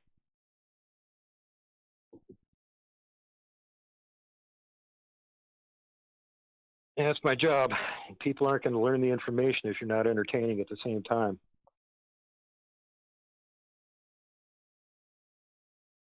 Hi, Christy, sci-fi gal. Welcome. Christy! Welcome to Spaced Out Radio.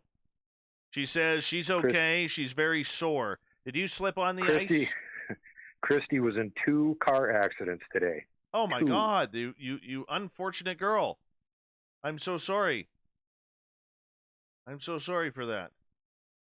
She got hit twice, once in her company car and once in her own vehicle. Son of a... That's a bad day.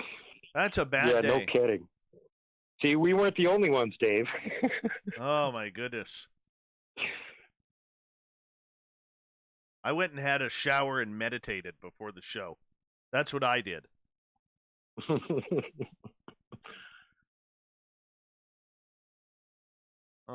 We've got about 3 minutes. 3 minutes. Alrighty. So let me go run to the preview real quick, and I'll be right back. You go. Thanks, brother. Christy, would you like us to break into song for you to make you feel better?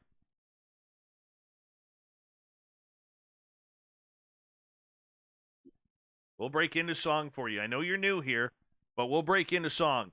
And while we're waiting for that, I just want to remind everyone that if you are new to this channel, we do go to commercial break at the top and bottom of every hour because we are live on the radio as well, and we have to be able to time things out. So I do apologize for the little bit of inconvenience. And if you're brand new and you like what you're hearing so far, we are here Monday through Friday night, 9 p.m. Pacific, midnight Eastern time. And what we like to do is we'd like to invite all of you to come on in once again, hang on out, hit that subscribe button along with the bell so you know when we're coming on. We're trying to get to 10,000 subscribers before the end of the year, and we're just like 300 and change away. 300 and change. And hi, Lexi, how you doing? And, you know, that's something that that we're really striving for. That's my goal, and I set that goal back in August, and damn it, we're almost there. We're almost there. So with your help, we can hit that. You can do a little shopping at the SOR Vault. All you got to do is go to facebook.com/spaced out. No, not that's wrong. That's our page. / the SOR Vault. And Ron, why the need to start so late? Because this is when our radio stations want to put us on. So anyways, you can do a little shopping. We got some great swag there, including a really beautiful Bigfoot shirt. And yeah, that's pretty much it.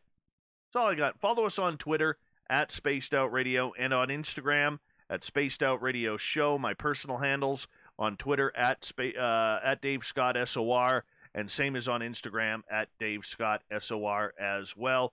And yes, for those of you who are new, it is me typing in the chat room under Spaced Out Radio. So that's kind of what we do. I'm kind of busy all over the place. I've got like 4 screens going here. 4 screens. Excuse me. No problem. No problem. No problem. All right, we got 20 seconds. Clokey. Thank you, Jeffrey. Appreciate that. I am a one-man band. I have no producer in here. Corin's the booking guy, does all the guests. Spookles the cat does our social media. Gail does the news and gets it ready for me. Here we go.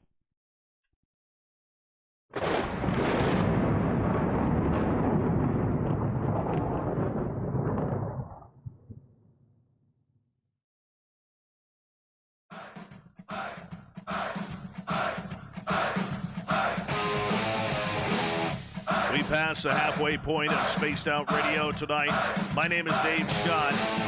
Thank you so much for taking the time to join us tonight. We really do appreciate it. I want to remind you that if you missed portions of this show or others, check out our free archives by going to youtube.com/Spaced Out Radio. Do me the favor, hit that subscribe button. Our website, spacedoutradio.com, where we have a plethora of features for you, including rocking out to Bumblefoot and reading up on Captain Shirk's SOR Newswire. Follow us on Twitter at Spaced Out Radio and on Instagram at Spaced Out Radio Show. We continue on tonight with our guest, Duke Sullivan. He runs the Montana Bigfoot Project. He's got a radio program called World Bigfoot Radio. This man is on the ball when it comes to everything Sasquatch. Duke, welcome back. Hey, everybody. And I just want to say a special shout out to Bama BF, who just jumped into the chat room here. Bama, you missed it. We were talking about your video where you got the flash of the Bigfoot zapping your camera earlier on. I don't know if that was that or moonshine. I don't know. Yeah, during the day, so pretty obviously something going on there. Yeah, definitely moonshine then. Definitely moonshine. I tease. It was swamp gas. Hey, right before the break, we were starting to talk about cloaking. Whether or not Sasquatch has the ability to cloak in some sort of supernatural fashion, or it's just perfected natural camouflage. Yeah, good question. Again, anything that we talk about with cloaking is speculative because, outside of government labs, nobody has one to do experiments on. And if you actually know one that you can talk to and you can ask them, here's what's going to happen. What, are you saying you did this, Duke? Yes, I did this. I know somebody that has one they can talk to. And I said, next time you talk to them, ask them how they cloak. And about 3 days later, they got back to me and said, I got an answer to your question. You're not going to like it. And I'm like, okay, what's the answer? Well, the answer is we bend light. Yeah, that's about what I expected. They're not going to tell you their trade secrets. They bend light. And we can figure that out from the picture we got of one standing there bending light. Thanks. Thanks for all the help, guys. We don't know how the heck they do it. They've got some kind of trick they can do, and there's enough senior researchers that have seen them do it or even have pictures of areas with cloaking fields going on.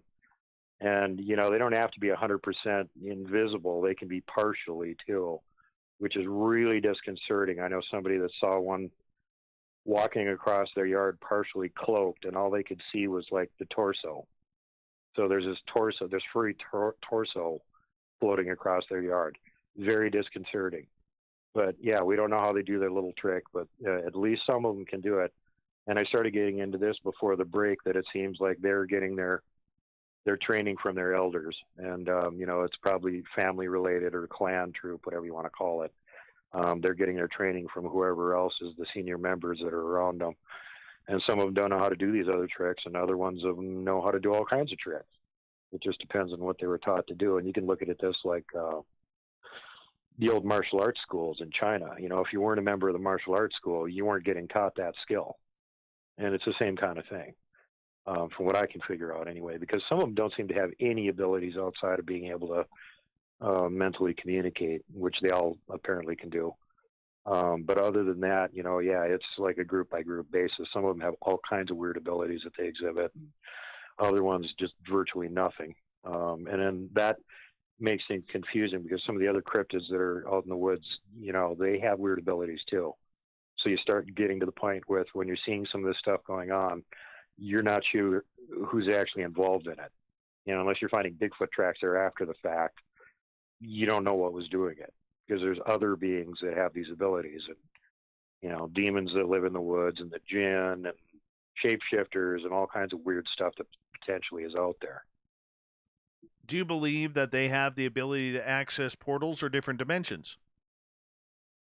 Portals, yeah, that seems to be pretty certain. I know several people that have active portals, and there always seems to be Bigfoot near them most of the time. And whether they're guarding the portals or they're using them and going through them, one person that I had on my show said that one of the reasons that you get the others around them or orbs and stuff like that is because they're actually large enough to open a portal and go through it themselves, and these other things on the other side can't get through it. So they tend to congregate around these portals and wait for a Bigfoot to open it up, and then when the Bigfoot goes through, they jump through, take advantage of it. Let's move on to Deer Hunter's question here, or the Deer Whisperer's question. He says, I believe in the Bigfoot, but just saying, wouldn't we have found something? I mean, we find mummies all the time in deep tombs, but we can't find Sasquatch. And why haven't they been caught up in a bear trap or anything? Or are they outsmarting us? Every time we get evidence of one, and there's been several of them that have been shot by people, the government hauls the corpses away. I refer you back to the Great Smithsonian cover-up of all the giants that's been going on for over 100 years. People keep finding giant bones. They keep taking them away to the Smithsonian for further study, and then they lose track of them and they're never seen again. It's suppression, plain and simple. Bigfoot don't frickin' leave bodies lying around on the forest floor for you to find, first of all. If a rogue one manages to die by itself or there's nobody to bury it or otherwise get rid of the body, the predators in the area are going to take care of it. And they've done experiments on that where they stake down a deer to the ground with wire so it couldn't be extracted and hauled away, and the animals would have to dissect it to haul pieces of it away, and then kept a time-lapse camera on it to see how long it lasted. And they were guessing, about a month or so. Well, within a week it was gone. So, yeah, that's why. How often does somebody find a dead bear's remains and the bear died of natural causes? There's bears everywhere. And they're dumb and they don't bury their fallen comrades. So do you think they're living underground, or do you think they are living in caves? Where do you think these creatures are living? Yeah, again, there's a lot of evidence that points that direction. As a matter of fact, if you're at the Vatican and you look up, you see Michelangelo has a big painting on the ceiling there. And if you look down in the corner of it, you're going to notice there's a cave there. And the cave has two chambers in it. One of them is filled with fire and flaming centers, and the other one has a male and a female Bigfoot in it.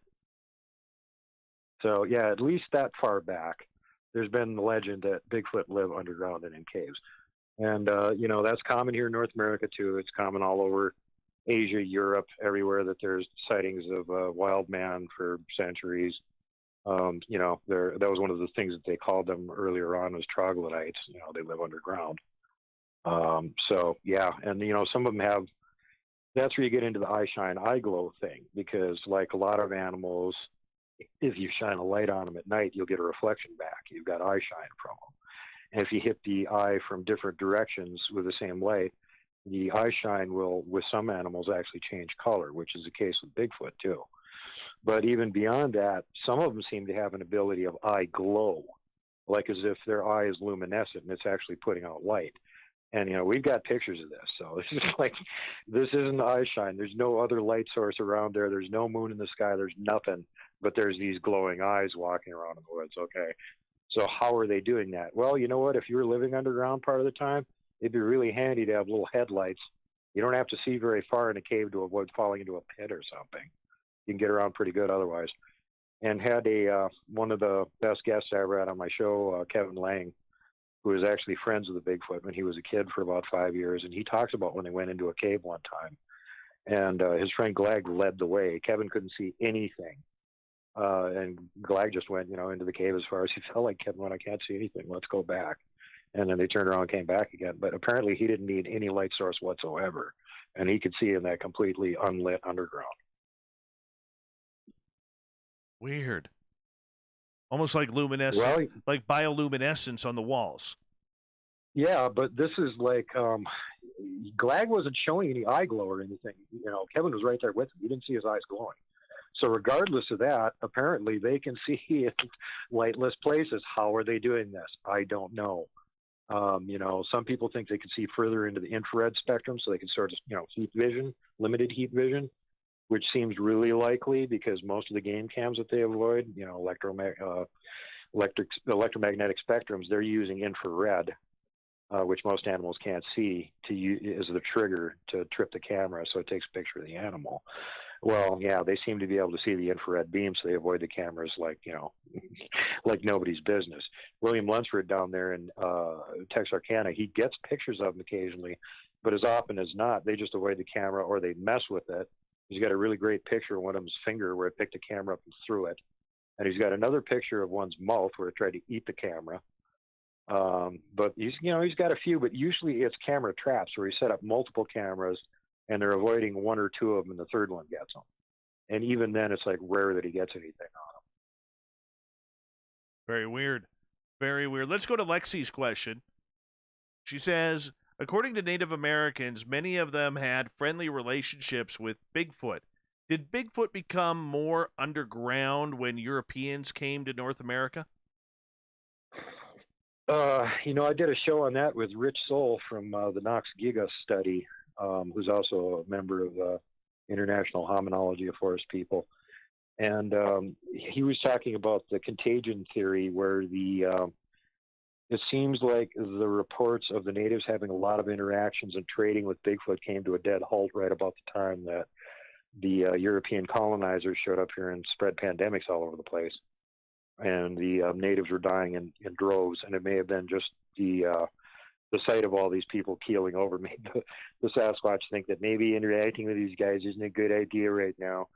And then, who knows, maybe a bunch of the people that were actually the one guy in the tribe that knew their language and could trade with them were the ones that died from this, so there was just nobody to pick it up and continue on from there. But it does seem like there was a lot more interaction between the Sasquatch on the continent and the natives before the white man showed up. And after that, it's dropped off a lot. But that's not to say that it's completely over with. There are some native tribes that still have, cordial relations with the Sasquatch that are in their area. Okay, let's talk a little bit more positively here. How do we attract a Sasquatch into an area? Can we? Or how do we find that area where Sasquatch is? Well, back when I was just a little duke and I was at the Shaolin Temple of Squatching, Master Po told me that you cannot find Bigfoot grasshopper. You must make Bigfoot find you. So no, you can't find Bigfoot. Don't waste your time.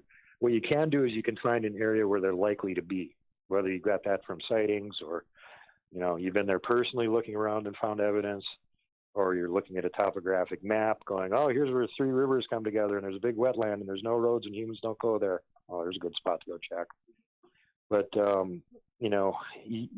basically I think there's a lot of different methodology. And some people, I'm going to sneak up on them and get their picture, and I'm going to trick them and get their picture, and yeah, they usually don't have any success. And then there's the ones that habituate with food, which I think is a really bad idea, because they want the food all the time. Then if you're not giving them the food, why aren't you giving me my food? And crabby Sasquatch is something you don't want to be around. There's other ones that try and trick them. Bigfoot outlaws are good at that. There's at least 2 members of the group that can do flawless Bigfoot calls and know what they mean.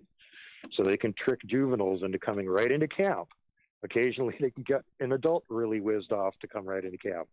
And that's why they park with their vehicles facing outward, because the likely result is they're going to have to jump in their vehicle and bail out of there as fast as they can with angry Sasquatch on them. My methodology is to find an area that they're in, go there, recon it, see if they actually are around that area, if they're hanging around there. And if they are hanging around there, just habituate the presence. Go there and be non-threatening. Don't feed them, don't give them anything, but just be non-threatening. And if I've got the skill set where I can actually find trails, and I can find their structures, and I can find their tracks. And after you're there once or twice doing that, as soon as you show up, they're on you because they know they're there, and you're looking for them. You're looking for their evidence. So they're going to follow you around. The minute you pull up, there's going to be a sentinel watching you, and there might be more than one following you around too, which is kind of why it's good to scan around randomly with your camera and just take pictures over your shoulder every so often, because you'd be surprised on what kind of things you find in those pictures. But, it's been 4 or 5 years now we've been going up to my favorite research area, and just this summer they finally started coming into camp after dark. Up until this year they weren't even doing that, so it took 4 years of habituation to presence to get them to even be trusting enough to come into camp after we're in the tents sleeping, supposedly. Right. Sometimes they wake us up and they do it on purpose, so that's a little bit disconcerting. Do you find them to be more active during nocturnal times, or do you find them active at all times of the day? Because I know with our area, that's the tough one that we're trying to figure out. In areas with less human presence, they're active all times of the day and night. In areas with a higher human presence, they tend to be mostly nocturnal, because they don't want to get spotted, and it's just easier to operate when humans aren't around. And unlike us, they can see perfectly in the dark, so it doesn't matter what time of day or night they're out. For them, in areas where there's a higher human presence, most of them tend to be nocturnal. If you're way out in the sticks somewhere, they're wandering around during the day. Okay, so if I'm out in the forest during the day, and I'm saying this for a lot of people who will listen to this and may want to try and have a sighting on their own. If I'm out in the forest, say on a logging road, 20, 30 kilometers from town, or 20, 30 miles, wherever you are, doesn't matter. We can translate it. What do I need to do in order to potentially give myself the best advantage of having a sighting? Well, first thing you need to do is try and find an area where you know that they're around there. And that means going to areas and reconning them and walking around. And, I don't usually follow up on Bigfoot sightings. I'm not a person that goes, hey, so-and-so had a sighting over here, I should go check it out. I never do that. I look at a map and go, they're more likely here. And then I go there and I recon the area. And if I find evidence of them, structures, tracks, blah, blah, blah, then I go back there a bunch of times. And as soon as you're there looking at that stuff and you know how to find it, they're going to be on you. They'll be following you around all the time. And they do have sentinels around during the day. Yes. I would almost guarantee that there's at least one member of the clan that's awake during the day, keeping an eye on stuff so the rest of them can sleep safely.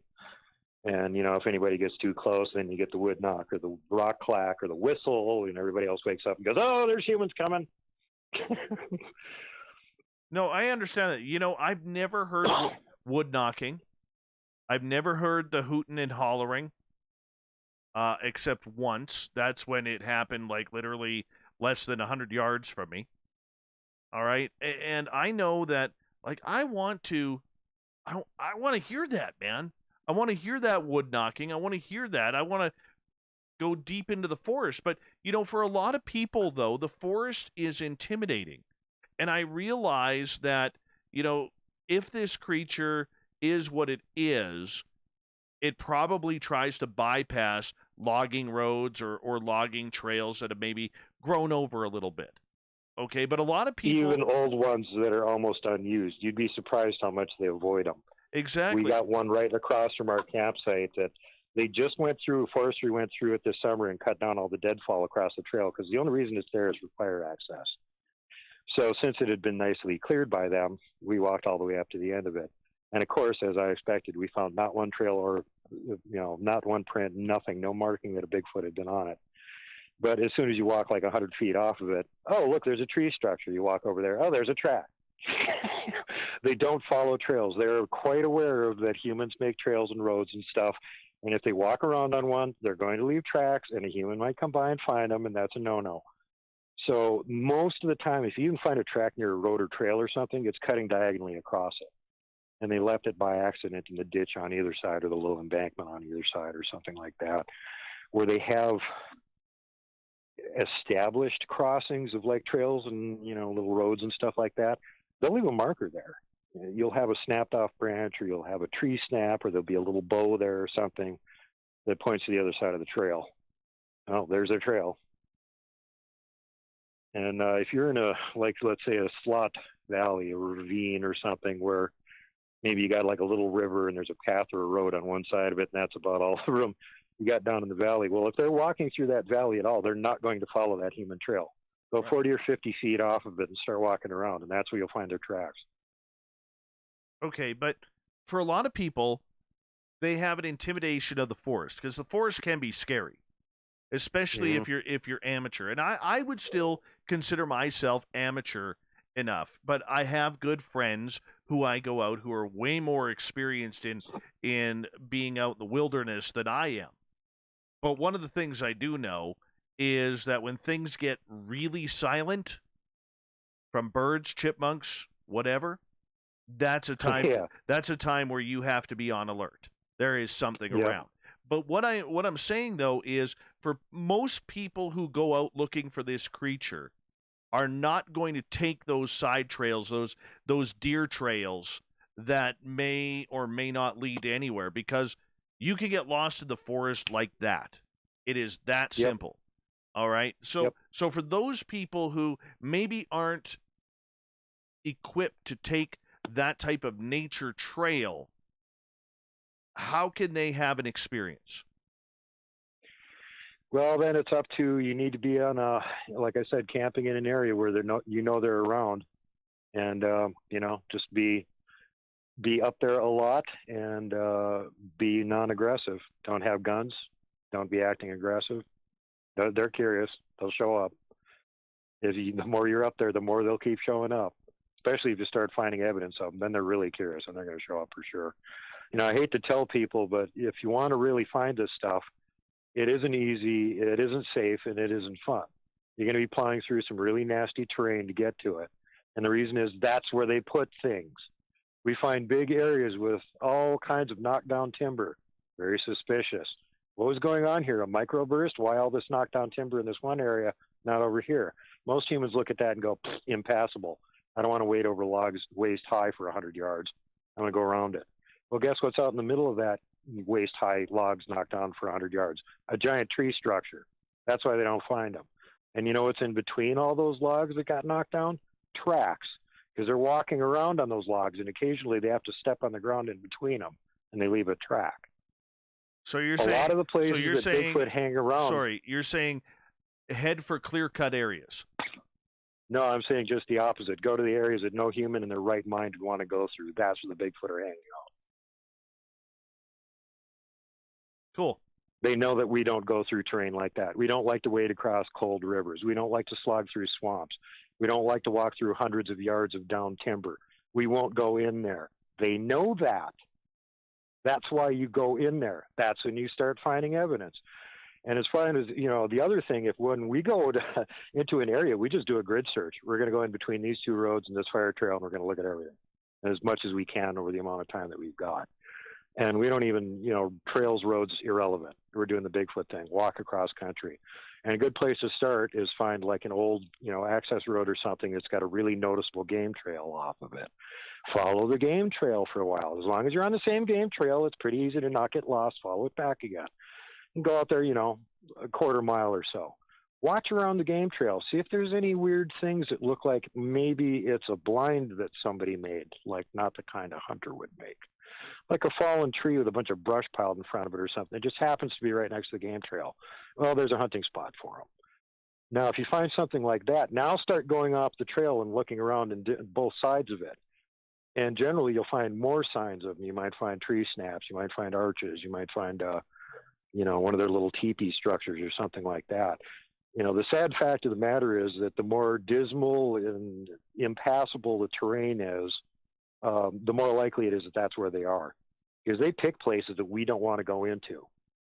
We know one of the places in our favorite research area, there's this miserable cold river, and they're on the other side of it. We've only been able to get across it twice in the late fall when the river's low enough and it's warm enough that you can stand a way to cross it and not freeze to death afterwards.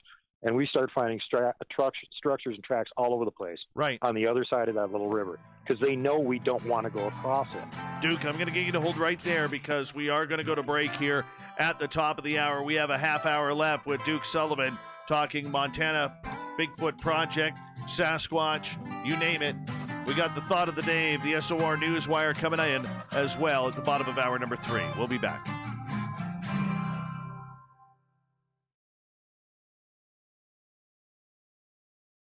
All right, my friend, I'm just going to run my dogs out again. I'll be right back, okay? No problem, bud. You can become an SOR Space Traveler. The Space Travelers Club is a place where you can interact with other listeners, either live during the show or on our great forum. We want your stories, pictures, comments, and ideas. You'll get live video streams, exclusive content, and be a part of our newsletter. Stay in touch with everything SOR. The Space Travelers Club is just $5 a month at spacedoutradio.com.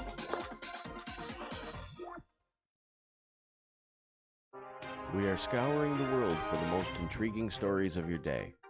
Take the time to read up on the SOR Newswire, where our team, led by Captain Shirk, will deliver to you some of the best paranormal and supernatural news, along with some stories that will blow your mind from the weird to the wacky.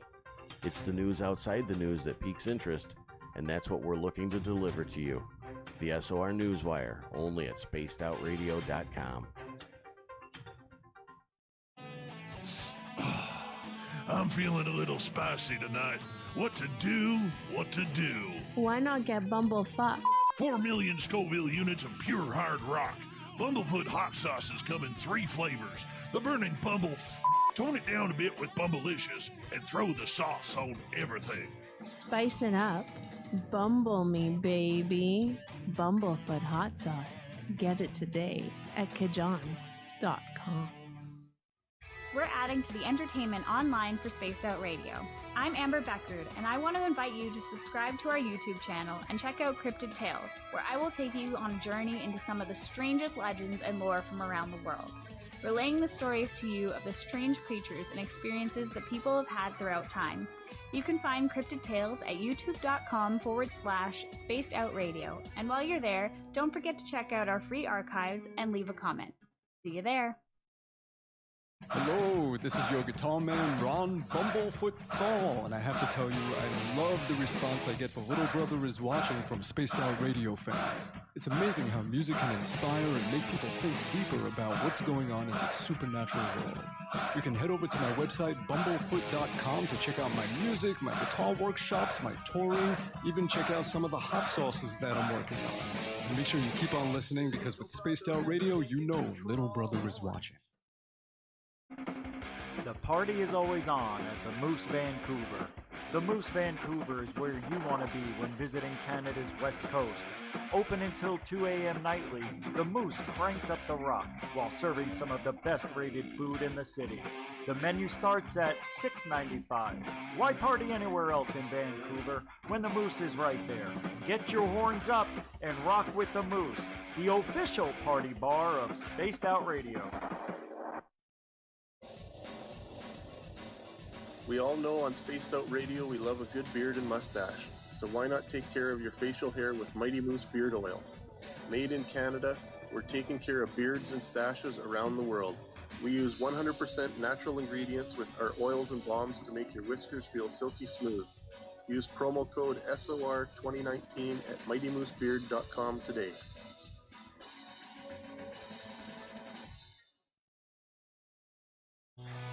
Hi there, this is the paranormal lawyer Michael W. Hall. I'd like to invite you to listen in each Sunday night where we're going to open up your eyes to everything strange and paranormal. I will be hosting some great guests with topics that affect us all, such as UFOs, ghosts, and everything paranormal. Let's learn together on Spaced Out Radio Sunday with myself, Michael W. Hall, the paranormal lawyer at spacedoutradio.com. All right, dude, I'm back. Hey, space travelers, this is John Resnick. I turned down the wrong one. Hold on. There we go. There we go. Now I can hear you. What I get. Damn it.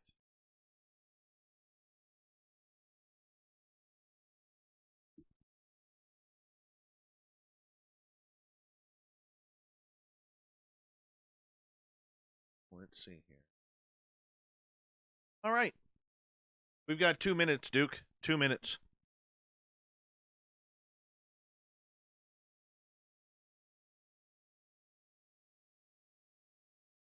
Hey, Randy, thank you. Thank you. Great guest tonight, man. Great guest.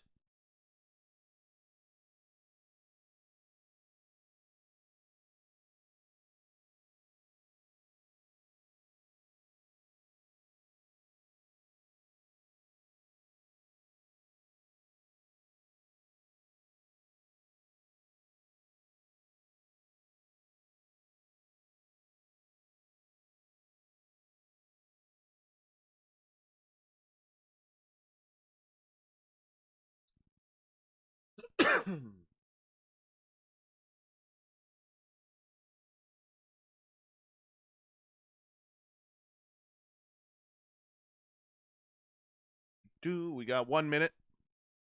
Okay, back here. Mama BF, Lord Duke. Okay, thanks, sweetie. You're going to have to sign autographs after this, so you might have to stick around. She's poking fun at me because somebody else who has actually been a guest on my show owns property in Scotland, and he ceded some of it to me, which technically makes me a Scottish lord, because if you own property in Scotland, you're a Scottish lord. So that's why she's picking on me, calling me Lord Duke. Well, there you go. 30 seconds.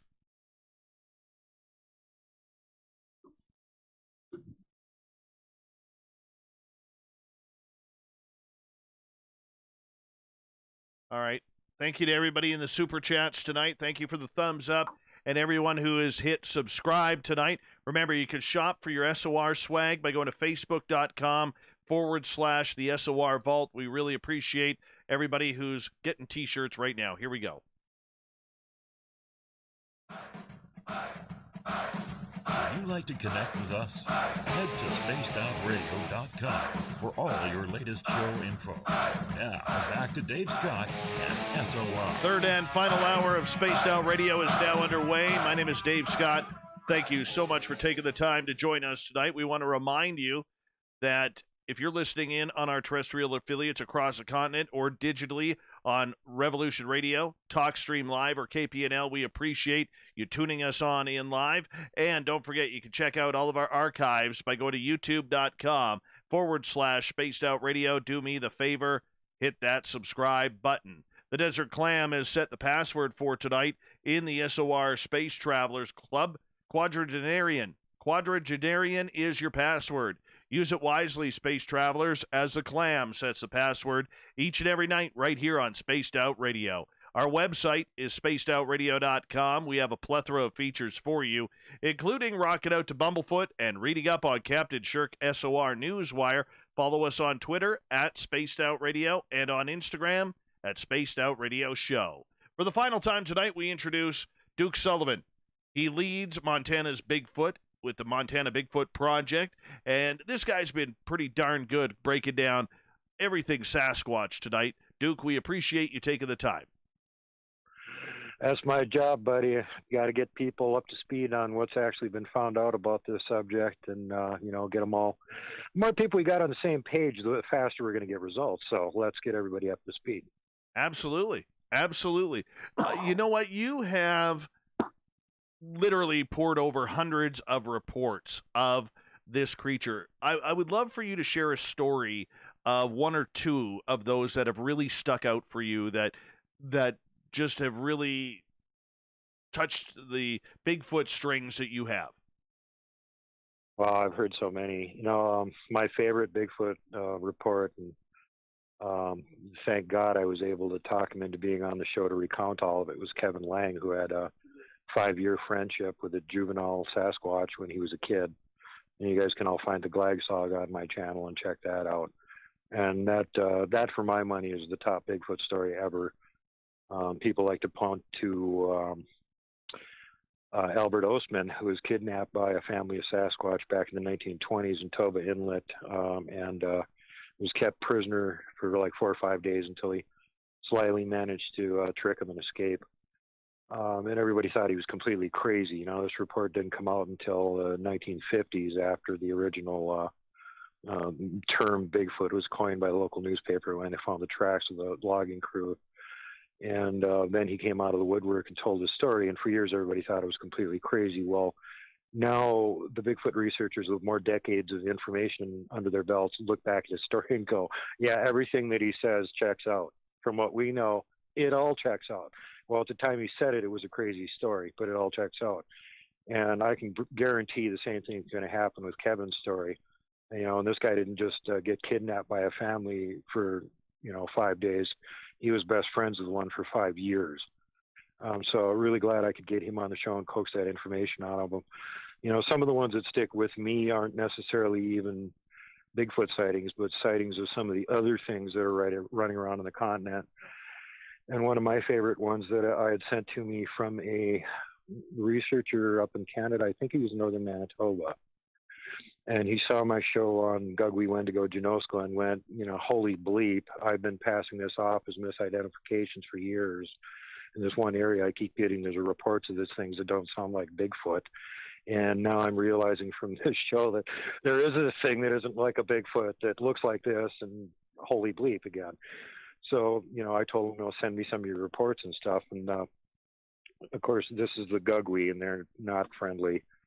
And the report he had that was the most interesting was a guy who had a little backyard paddock for his dogs. He had a couple big, giant huskies back there, and had the concrete slab with a chain link around them to keep them enclosed and everything.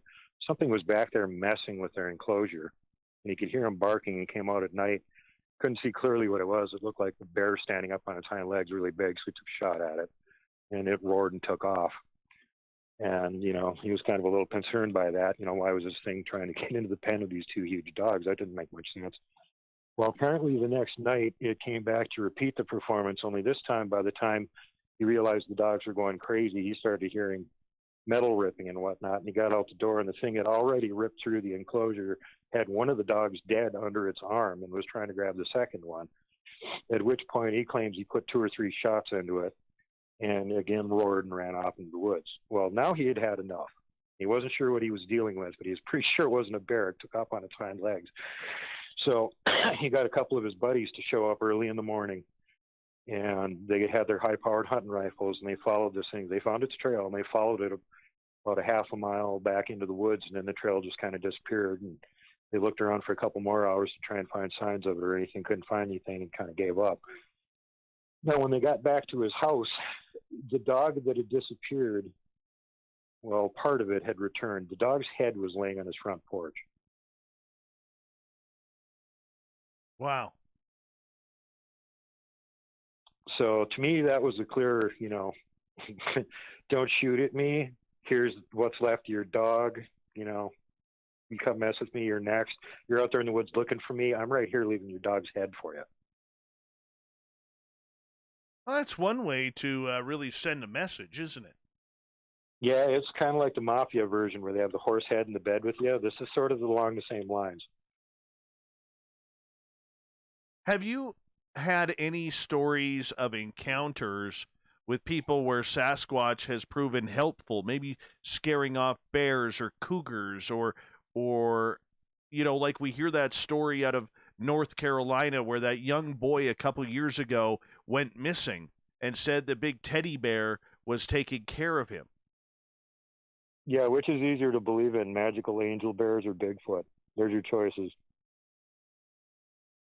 No, the fact of the matter is I've heard lots and lots of reports like that. Most of them don't get repeated because, people are like, oh, they'll think I'm crazy if they say Bigfoot saved me. And then, of course, the other thing is it's not good clickbait. Good clickbait stories are Bigfoot ate my Winnebago, not Bigfoot saved me from a forest fire. That doesn't get the clickbait. So that's part of the reason you don't hear a lot about those stories. But yeah, there's definitely a lot of them out there. As a matter of fact, I referenced Kevin Lang and Glag earlier. There's at least 2 people that have also encountered that same Bigfoot, and both of them had their lives saved by him. One person of the 2 I actually know. The other one, not sure we'll ever be able to find and contact. He got sort of indirectly aware of this because the guy was talking about what had happened to him with this situation, and it was in the same general area that Glag had been roaming around in. And Kevin just sort of figured it was probably him. And this is an interesting story, too, where apparently there's a forest fire going on. And one of the forest rangers was up in this big clearing and was getting ready to get the hell out of there because the fire was coming too fast. And as he was in the process of doing that, there was so much smoke blowing, basically it overcame him. And he passed out in his truck. And then when he woke up, he wasn't in his truck. He was laying in the woods somewhere. And he got up and, he heard noise of people talking. He started walking in that direction, came out of the wood line, and there was a blockade with a couple of forestry trucks and some forestry guys there. And they said, hey, where'd you come from? And he's like, I don't know. The last I remember, I was in my truck, and the smoke was coming in, and I passed out, I think. And where am I at? Well, you're at blah, blah, blah, and we set up a blockade here so people can't get up the mountain where the fire is. Well, that's where my truck is, further up the mountain. I left it in a clearing up there, I think. That's the last thing I remember. Okay, so they gave him a ride up there to recover his truck. Well, by then the fire had gone through. Luckily, his truck was in this clearing with just nothing but low grass in it, so it didn't do very much damage to the truck. You could see where it burned around it. But the truck was nice and intact, except for the fact that the roof had been peeled open like a sardine can. Something that couldn't either open the door, maybe its fingers were too big or it didn't know how, and they just peeled the roof open like a sardine can and apparently lifted him out and hauled him away. Unbelievable. So when people are having those close encounters, and I think of one that a researcher out of Colorado, Mike Johnson, had stated here, where one of his research buddies that he goes out with every weekend, and they have their certain secret spots up in the Rockies. And one week, his partner lost his favorite hat. And they go back there the following weekend. They drive down the trail just to make sure there's no campers around to contaminate any potential evidence. They come back up the trail, and they notice the partner's red hat is now lying right in the middle of the road. Have you had any encounters or any reports of people who have lost things and gone back days later, weeks later, only to have it found right where they were? Absolutely, probably a couple dozen at this point. That's like getting to be fairly routine where, yeah, somebody's out in the woods and they lose something. And next time they come out there, hey, I didn't lose this. How could I possibly lost it here? It's right on the trail. Or, we just walked down here and now we're coming back and how to get here. Yeah, again, they're observing you when you're out there. And if they know that, something of yours, and they don't like garbage either. So it's your garbage, haul it away. But yeah, I've definitely heard that a bunch of times. As a matter of fact, one of my favorite ones from along those lines, the person didn't actually get their object back again, but it was a researcher, Jerry Klein, who does research over in Knox and Coshocton County, Ohio, had a audio recorder trap set up, and he was, leaving them Snicker bars and Reese's peanut butter cups and stuff. And one of the things that he left him was a doggy squeezy toy that squeaks when you squeeze it, right? Well, of course, when he got back there, the food was gone, and interestingly, so was the squeezy toy. And he figured, well, that's it for that. I don't know what they're going to do with it, but I hope they have fun with it, and apparently I'll never see it again. About 2 years later, 4 or 5 miles away, he had another audio trap set up there where he was trying to get audio recordings of them. And guess what he got on the audio recorder? And he's guessing from about 50 or 60 feet away, that squeaky toy squeaking. No kidding. Okay, Yep. Okay, but logic says, if I think about this logically, all right, logic says that this could be a wolf, a coyote, a fox. Foxes are very playful. Yeah, it could be. It could be. Well, what are the odds they're out there at 3 o'clock in the morning right by one of his audio traps, and that's the only thing he gets in 2 days? I don't know. I'd say pretty low. Well, I mean, it is something to think about. I mean, because in the end, no matter what happens, it's not like the TV show where everything's a Sasquatch. The cameraman farts. That's a Sasquatch. Yeah, that's a Sasquatch. Yeah. Okay. But in the end, you still have to have a line of skepticism. Do you not? Oh, sure. I'm not saying that was definitely a Sasquatch. I'm just saying that's pretty peculiar. And it isn't like he's, he isn't catching lots of other animal sounds and stuff. Of course he is. He's had one roar near one of his audio captures too, and that was pretty hair-raising. But my point here is that they know where you're setting this stuff up, and more than likely it was a Bigfoot there that was just messing with them. Yeah, I still got your squeezy toys. Squeeze, squeeze, squeeze. Okay, so because if that's all you're getting in a couple days of audio recording, there's not a lot of other animals around there, and there's just one lone animal with a squeezy toy. True. Okay, so that leads to my next question about the creature. Is it charmed by its own curiosity? Oh yeah, that's part of the issue that they have, because they're closely related to us, so they got the same amount of curiosity we got, and for some of them it definitely gets the better of them, which is a lot of people get their sightings and stuff just from the indiscretions of the juvies that are just way too curious. And just like you're a little kid and your parents tell you, don't go out and put no bags of dog poop on people's front porches and set them on fire and ring their doorbell and stuff. That's bad. Don't do that. And what's the first thing the kid wants to do? Well, probably the same thing with them. They're getting a lecture from the adults. Stay away from the humans. They're dangerous. Don't mess with them. You guys go play somewhere. Okay, what do you want to do? Let's go mess with the humans. Okay. And I think that's why you get a lot of these sightings of just really weird, erratic behavior around campsites and stuff, especially. And, a lot of the Bigfoot that they're seeing in these situations are like 7, 8 feet tall. Well, they're juvies. The adults won't mess with you unless there's a reason to do it. They want you to leave. That's usually why you see an adult. It could be any reason why you're seeing a mid-sized one, because they're juvies, erratic, and, hard to predict what they're going to do. Okay, so if that curiosity is rampant among the juveniles, what are we doing that attracts them? Is it the sound of the vehicles, the sound of our ATVs, the sound of our voices, the smell of campfire, or maybe hot dogs, or the smell of beer if we're having beer, while we're sitting around, lounging around a campfire in a lawn chair? What is it? Well, one thing it seems is things that they don't like is loud noise. And, we've got plenty of good reports of people that like to go ripping with their little two-wheel, giant mutated insect-sounding motorcycles through certain wooded areas and having rocks thrown at them. Or there's a bar down in Texas that's kind of set back in the woods, and the local bikers, when they come out of there, occasionally get knocked off their bike by something that doesn't like all the noise. Things that they do like is just music, not like loud obnoxious music, but just generally music. People's voices, people talking, laughing, and stuff like that. If you sound like you're having a good time, that's more attractive to them. If it's louder, that's less attractive. If it's really quiet, then they get curious too, because what are these humans doing? There's like 3 or 4 of them sitting around the campfire. They're not even saying anything. They're not making any noise. What are they up to? They see the patterns that their interaction with us is we're out in the woods in their living room doing something, and they're following us around watching what we're doing. So when you start doing something other than what they're used to seeing, they get curious. Wayne Tyler up there in Ontario, he was out there looking for him, and just as an experiment, he brought a Nerf football with him. And when he got out into this one clearing, he noticed there were several of them in the woodline watching him. So he started throwing it up in the air and catching it himself and going, "Hey, it's a football. Here's how we play with this." And he tried to throw it over to them, and they just kind of ignored it. But,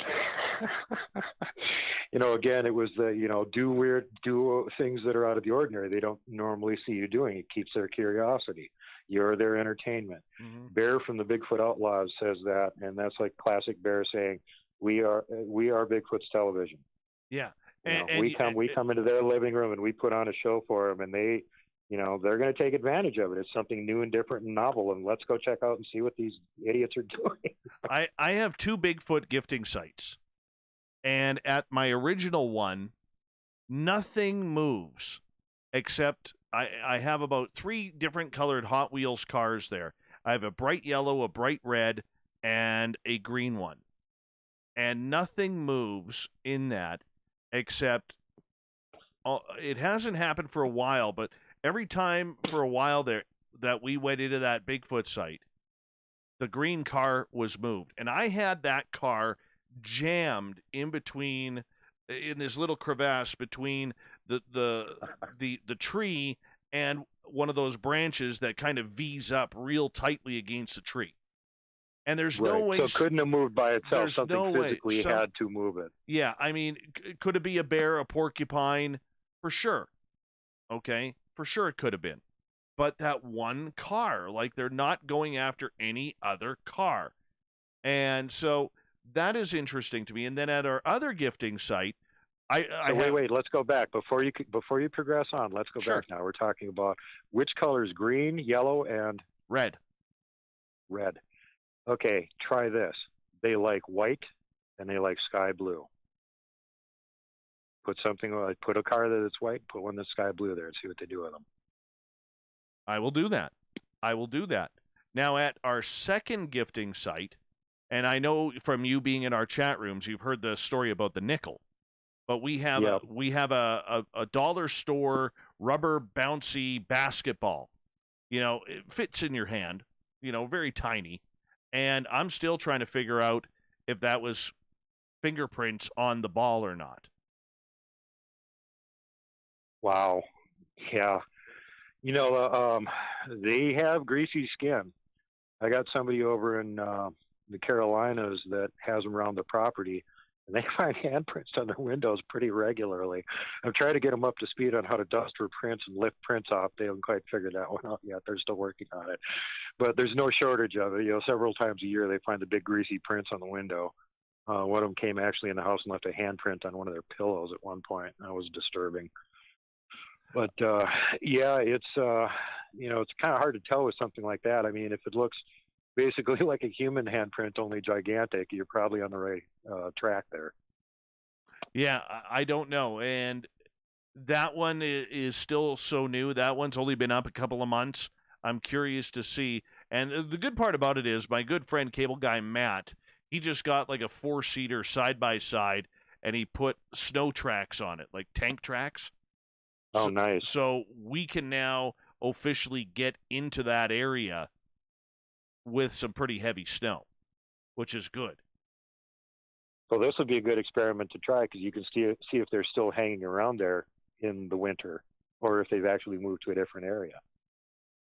That is very true. That's something that we're going to be doing. We have 2.5 minutes left with you tonight in a show, Duke, that is flown on by, as they always seem to when we have great guests like yourself on this show. And I want to say thank you for that.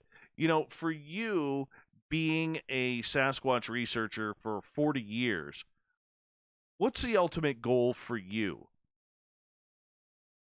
I want to hug a Wookiee.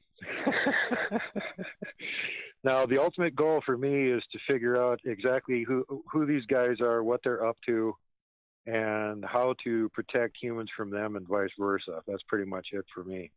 General public knowledge. I want people to be aware that they're out there, that they're not such, some horrible monsters. Unless you consider other humans to be horrible monsters, then they're horrible monsters. If you don't think other humans are horrible monsters, then they're not horrible monsters. But they show all the range of behavior that humans use. People need to get up to speed on that and not, try and think they're horrible monsters and that they're going to attack you when you go out in the woods or anything. No, they just want to be left alone. That's, if I was going to give the message to humans from Bigfoot, their message is to leave us alone. Don't pester us. If we want to be friends with you, we'll come find you. All right. One final question is, we got a minute here. This comes from Terrible Times. Do you think they heal themselves from gunshots or the bullets bounce off? No, the bullets don't bounce off. They can be killed by gunfire too. They're good at healing themselves. They got a faster regenerative ability than we do. but it frickin' hurts them, and in some cases it can kill them. So don't shoot at Bigfoot. Bad plan. Another thing to keep in mind with that is that some of the native elders will tell you if you kill a Bigfoot within 7 years, you're going to die. And they generally don't explain why that is. And why it is because these things are all psychic and they'll track you down. True. My friend, we got 30 seconds left. Tell everybody where they can find your YouTube channel.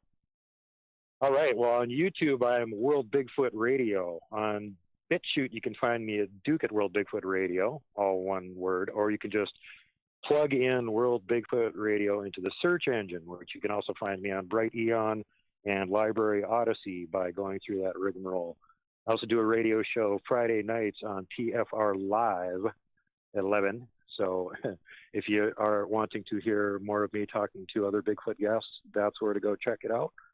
And otherwise, thanks everybody for being here and spending the time with us. I hope you had a fun time and learned something from it. And I'm probably going to have Dave on my show here now, too. So yes, you will.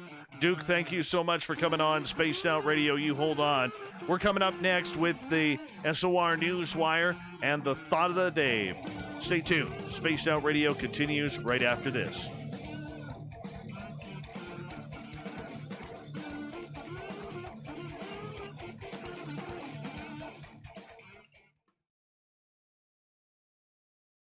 Great job, buddy. Longest show I ever had to do was 5 hours, man. But I didn't have to talk. I was just being a radio DJ on two consecutive shows on KBSE St. Cloud. We were doing a throwback psychedelic jam, and I had a gigantic catalog of Hawkwind albums, and they hadn't heard them. So I lined up 5 hours of nonstop amazing British psychedelia, and took over, Hard Rock Cafe and Granite City Rock, I think, the other one. 2 back-to-back shows, anyway. That was grueling. 5 hours, no. I can talk for 2.5 or 3 hours, no problem. 5, Oh, that's awesome, dude. That is just awesome. Buddy, I appreciate you coming on this show. Thank you also for starting, you've been in our chat room for a couple of weeks now, and I just want to say thank you for that as well, my friend, and also introducing your audience to our show here as well, because that's how we work this. We're able to work this is by helping everybody kind of come together and grow together. So I really appreciate you promoting this show, you coming on, and all of your fans and friends in our chat rooms tonight. So real classy, man, real classy, and I appreciate that. And continued success in your search, man. Thanks, brother. You're very welcome. And might I just add to all of you that haven't decided to yet, subscribe to his show. It's good. I've been previewing it. It's good all the time, not just when I'm on. It's always good. Check out his show. Thanks, subscribe. Brother. Thanks, brother. You take care, okay? Okay. Thanks, man. Bye-bye. Good night. Bye-bye. Fantastic guest. Fantastic guest.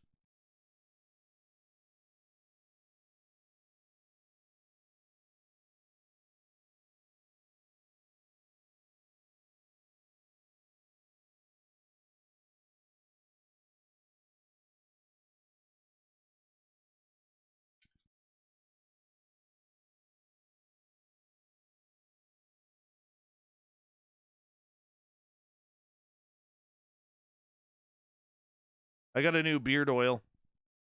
I do. Gary the Dutchman sent it to me. I'll unveil it for you.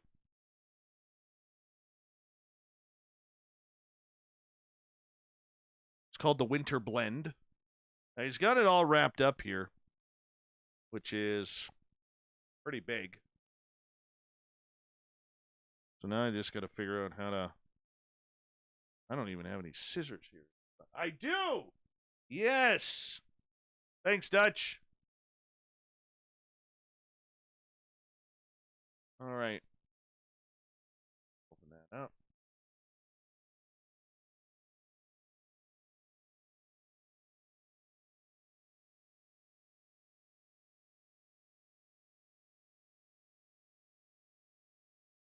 So the Winter Blend, MightyMooseBeard.com. So if you got some good whiskers, or for the ladies out there, If you get dry hair, split ends, or anything like that, this stuff's pretty good. It's all natural. It smells fantastic. There's no chemicals.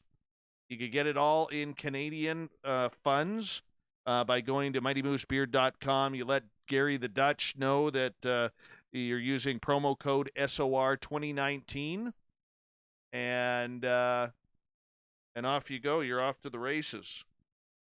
God, Gary, you got one of these safety things on there too, you bastard Dutchman. I love you. There we go.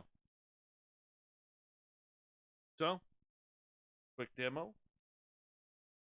Open the bottle. The winter blend is my favorite. So I have 2 bottles here.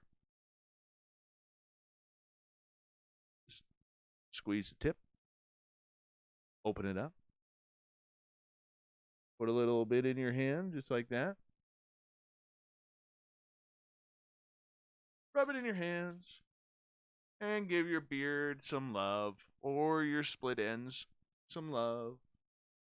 One of the two. There we go. Put in the beard. Remember, I mean, I think Gary sells these for like 15 or 20 bucks. Okay? He makes them all himself. Okay? And, he's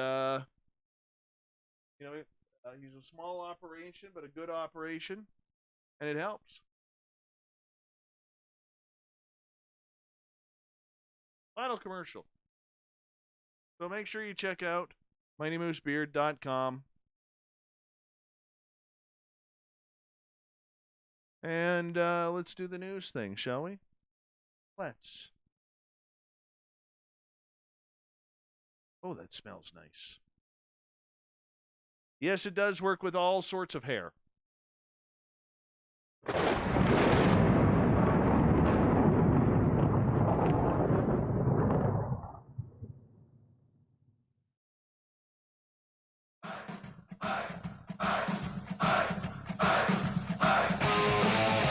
We've rounded third. We're heading for home tonight on Spaced Out Radio. My name is Dave Scott. Thank you so much for taking the time to tune us on in. It's always a pleasure to earn your listening ears. We want to remind you that if you've missed most of this show or others, check out our free archives by going to youtube.com/Spaced Out Radio. Do me the favor, hit that subscribe button.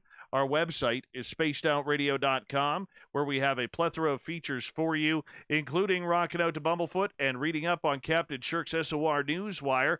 Follow us on Twitter at Spaced Out Radio and on Instagram at Spaced Out Radio Show. Speaking of the news, let's do this thing, shall we?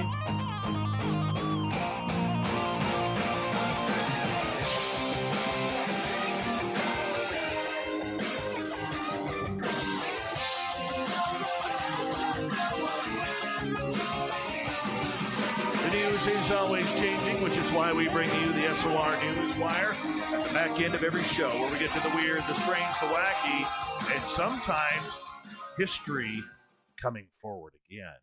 It was in the brink of 1947 when the United States, it was in the midst of a Cold War. Scientists were on the mission to discover plutonium fission, and New York's Grand Central Station hit a record of 252,288 passengers.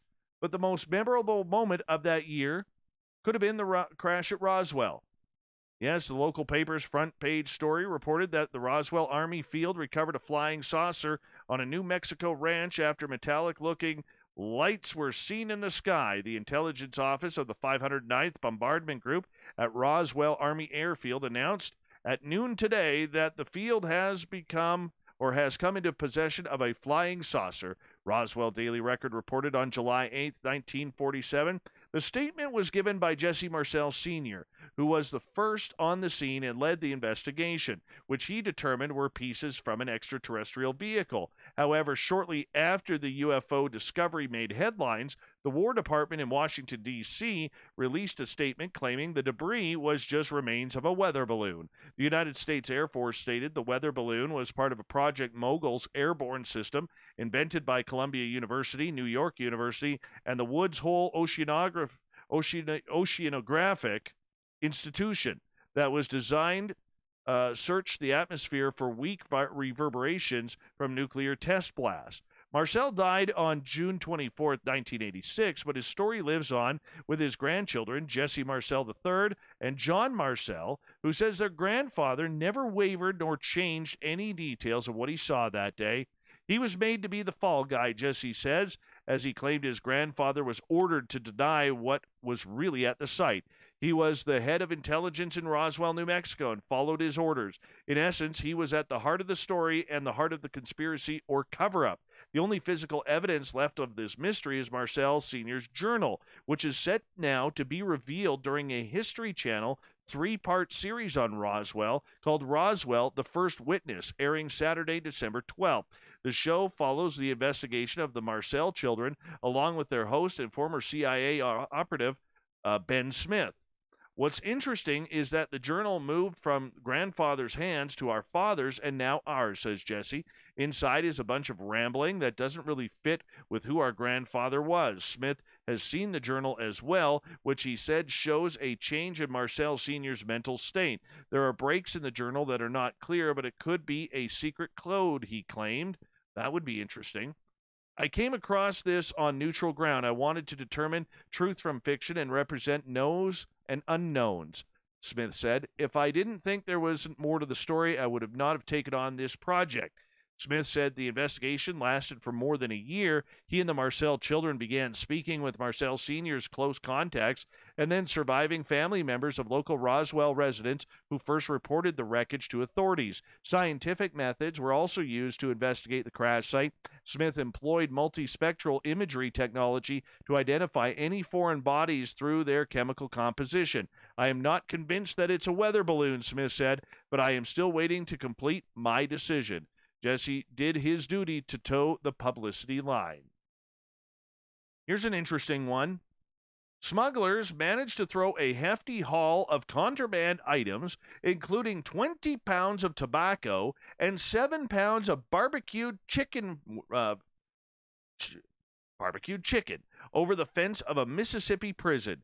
They may have gotten away with it if it weren't for the prison security technology. Officials at the South Mississippi Correctional Institution in Leakesville intercepted more than 25 packages containing a number of items, including 4 pounds of marijuana, 38 cell phones, chargers, and earbuds, and cold medication, plus the chicken and tobacco. Some of the items were sewn into footballs so they could easily be thrown over the 18-foot-tall fence surrounding the prison.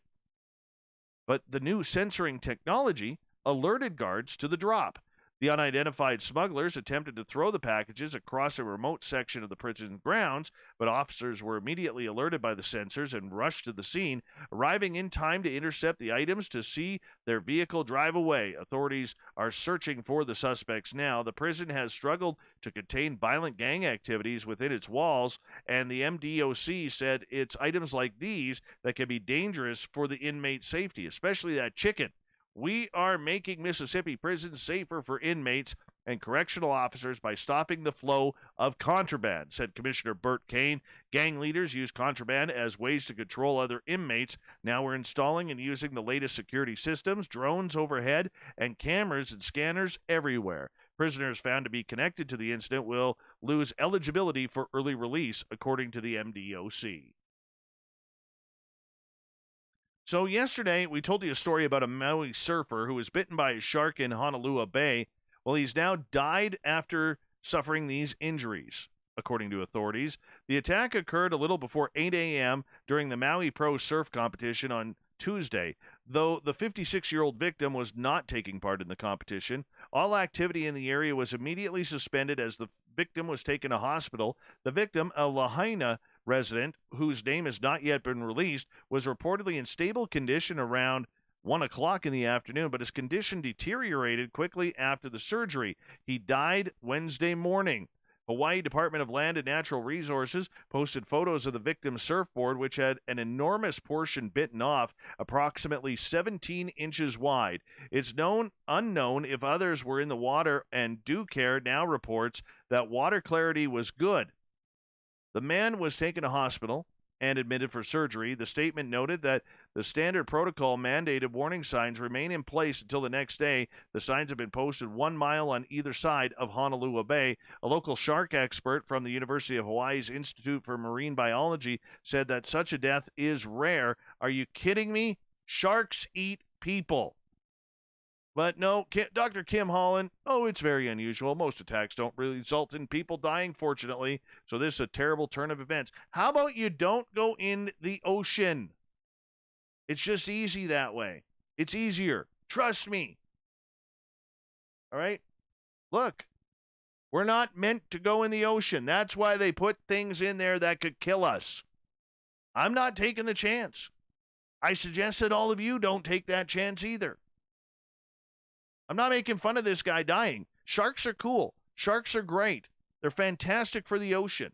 I love the ocean. I do. It's just not meant for me or other people. That's why they put killer sharks in the water. And they will eat you because that's their job. They will eat you. An Indiana portable toilet company shared a beautiful festive video of what it calls a world record for the most animated faces on a single holiday light display. Service Sanitation posted a video on their Facebook showing 32 porta potties adorned with animated faces, not feces, faces, singing the song Hallelujah. How do you butcher Hallelujah with a bunch of toilets? Come on. This is terrible. The Jingle Johns, oh my God, really, have officially set a world record for the most animated faces on a single holiday light display, the post reads. Steve Dykstra, the brainiac behind this, clarified the feat was not an official Guinness World Record, but the company considers it to be a world record because, so now they're self-titling a world record. You can't just self-title a world record. Guinness has that market. And dude, you dressed up a bunch of deuce boxes. It's terrible. Terrible. Anyways, a Guinness representative said the record-keeping organization does not monitor records involving animated faces on holiday light displays. Thank goodness. About time Guinness tightened it up a little bit. Some of their world records are absolutely ridiculous. Here's a weird one. A Russian military aircraft designed to allow the country's leadership to survive a nuclear war has been crippled. The victim of a particularly brazen burglary. Thieves stole 39 pieces of communications equipment from the Aleutian IL-80 aircraft nicknamed Maxdome by NATO. The incident took place at the Bereyev Taranog Air Aviation Scientific and Technical Complex outside of the Russian city of Rostov. Inspectors noticed an open hatch leading inside the plane and soon discovered the equipment was missing. The Aleutian IL-80 Strategic Airborne Command Post is a modified IL-86 wide-body passenger jet. Converted for military use, 4 planes were converted, with 1 reserved for use by the Russian president. The remaining 3 planes belong to Special Air Groups Rosoya and are meant to carry members of the Russian General Staff. In a national crisis, the Russian president and military officials would board the aircraft, which would then fly to remote areas of Russia far from any potential nuclear impact zones or encroaching enemy aircraft. The IL-80s are designed to protect their passengers from nuclear war. The planes lack windows except for the flight crew in order to prevent passengers from being blinded by nuclear explosions. Special air filters remove radioactive particles from air entering the aircraft, and the number of interior lights has been reduced. The plane also features an aerial refueling probe, allowing Russia's leadership to loiter in midair or long flying distances for safety. The planes are designed to allow Russian leaders to prosecute a nuclear war from midair. A large canoe-like fairing over the top of the cockpit houses satellite communications gear, preserving a communications link with other Russian military forces. Yeah, it's kind of cool. It's kind of cool, but wow, that's brazen to break into that. Totally. Oh, man, I'd hate to be this guy. I really would. Instead of walking down the aisle, a woman in Zambia walked into a courtroom after her boyfriend of 8 years reneged on his vow to marry her. 26-year-old Gertrude Ngoma from Ndola, Zambia, triggered the legal proceedings against Herbert Salaliki, the father of her child from whom she claims had promised to tie the knot. The clearly frustrated fiancé took him to court to demand he outline his plans for the future after becoming tired of waiting, as well as doubting his loyalty after catching him texting another woman. He has never been serious. This is why I brought him to court, because I deserve to know the way forward and our future, she says to the court. In his defense, Salaliki said he wants to marry Ngoma but can't afford it, claiming they don't communicate because she doesn't give him enough attention. The willing bride told the court she feels Salaliki is not serious about their relationship, despite him having already issued a dowry payment. In Zambia, it's traditional for men to pay a lobola, or appreciation fee, to the family of their fiancé as a sign that they will look after their wives. Despite the payment being made, the couple has never lived together, even though they share a child, with Ngoma remaining with her parents. The judge, Evelyn Nalwizi, reports that Ngoma told the court that they could not do anything for her, or the court said to Ngoma they couldn't do anything for her as there was no formal marriage. Well, that was a waste of money. A Scottish couple say they were shocked when a plastic bottle their dog found at the beach turned out to be a message in a bottle that traveled 2,000 miles from right here in Canada. Sharon and Michael Cox said they were walking on the beach of the Isle of Barra when their dog Louie grabbed a plastic bottle out of the surf. The couple opened the bottle and discovered a handwritten note that was dropped in the ocean in Newfoundland. The message reads, "Hi, my name is Kaya, and my Uncle Kurt is writing this letter, hoping that someone will pick it up and see how far it will travel. This is the latitude and longitude where he will drop this bottle from a fishing boat. I live in a small community named Reefs Harbor on the northern peninsula of Newfoundland, Canada." The couple said Kayla's family got in touch after seeing their post about the discovery on social media. The young lady's grandma, who is a community nurse in the area of Reefs Harbor, contacted me, Sharon said. She thanked me for sharing the post and told me Kayla is very excited to know I found the letter. We shall be writing to the address given on the back of the letter and putting it together, as well as a wee gift box from Barra, enclosing some notes from Barra's school children to say hello to Kaya as well. That is awesome. That is awesome. All right, moving on. China's aviation authority has made one strange and potentially stinky situation and decision. So, with the China's aviation authority releasing new COVID safety guidelines that include now a suggestion that flight attendants do not go to the bathroom, but wear diapers to avoid using the lavatories. The Civil Aviation Administration of China's document titled Technical Guidelines for Epidemic Prevention and Control for Airlines offers suggestions for hygiene practices to prevent flight crew members from contracting the coronavirus. The document, which includes recommendations for use of medical masks and other personal protective equipment, drew attention online for one unusual suggestion. It is recommended that cabin crew members wear disposable diapers and avoid using the lavatories barring special circumstances to avoid infection risks. The recommendation comes after a woman flying from Italy to South Korea in August contracted COVID-19 during her trip, and investigators cited her visit to the lavatory, the only place on the plane where she removed her mask, as a possible cause of infection. So if she removed her mask, was it the mask that caused the COVID, or was it her ass that caused the COVID after she dropped her pants? Let's just be honest here. Which one was it? You can't have one or the other. Mask or ass? Let us know. Finally, this is the competition we all want to compete in, everyone. And I mean that. Here we go. A Texas child has just won the best mullet in the country in the kids category. Mullets have been quite the hairdo over time and are often loved or hated, but this Texas boy was praised for his golden locks and took the top prize in the Mullet Champ USA's 2020 Kids Mullet Championship. At 8 years old, Jax received over 20,000 votes and over 50,000 social media reactions, winning first place for his curly mullet, or if you're in Quebec, moulet. According to the contest officials, he also won a $500 cash prize and a gift card package of the Bridge Street Exchange in Fenton. Noah from Illinois was just 12 and won second place along with a $200 cash prize. He also was awarded Neff shades and a gift card package. And 7-year-old Jude from Colorado took third place, winning a cash prize, shades, and a gift card as well. The contest was popular and in turn gained a lot of traffic on Facebook.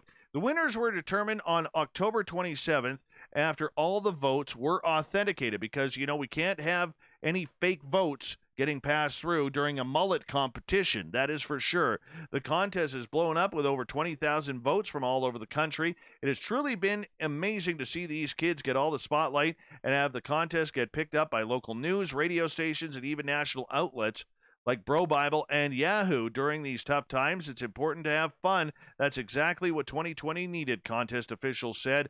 It's really true that this has been a rough year for legit the whole world, so more fun things that happen, the better. Also, mullets, people, listen to this. Mullets are coming back into style, and get ready. You can get your child ready for the 21 mullet contest as well. Bring back the hockey hair. Let's do this thing. Moulet. And if you're bald on top, you can have a skullet, people. Thought of the Dave happens every night at this time where we ask for a question on our Facebook and Twitter pages, then read your responses on the air. Today's Thought of the Dave is as follows. What is right or wrong with today's Bigfoot research? Alex, what's right is the recent push using eDNA with the Yeti. That approach could potentially change everything. The bad, the dumbing down of the field by those that reject evolutionary biology, anthropology, and primatology completely. This is a huge problem. And out of all the groups that I have come across, I feel like those in the Sasquatch community have a higher population of individuals that definitely know about these creatures, exactly what they eat, how they migrate, and how they bury their dead. How can you know this? You can't. There are no experts, in my opinion, on any of this. Go Sasquatch, etc. The truth is, we don't know, and it's okay not to know. John, nothing can be proven positive. Jeff, ancient all-ape hypothesis. First Nations, indigenous humans know Sasquatch are a people with family, bands, and language. Jimmy, I don't know, Dave. I hope we never find them because we will want to make them into lab rats. Leave them alone. As far as I know, they have never hurt anyone. They are big game hunters who actually hunt them. That's insane. PBR, research? Research? What is research, Dave? Thank you, PBR. Marty, one of our favorite veterans who listens to this show. Great clown. Fantastic beard on that one, Marty. What's right is the DNA science will eventually advance enough to prove they exist. What's wrong is that once it's verified that they really do exist, the hunt will be on to bring in a body to verify it. Yes, that is true. Let's get to some more here.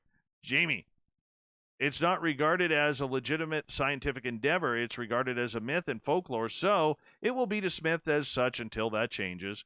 Eric, undereducated egomania. That's why we are Eric's fourth favorite show, people. Fourth favorite show. Thank you to everybody who took place in the Thought of the Dave on Facebook and Twitter. We'll do it all again tomorrow. Also, a big thank you to Captain Shirk for getting our SOR Newswire together, because we know Captain Shirk likes a good mullet. Yes, she does. And, of course, to our guest tonight, Duke Sullivan from the Montana Bigfoot Project and World Bigfoot Radio, which you can find on YouTube. What a fantastic show breaking down the Sasquatch legend. We got Mr. Ron Bumblefoot Thal rocking in the background with Little Brother is Watching. Bumblefoot is the official music of Spaced Out Radio, rocking us in and out of every single show.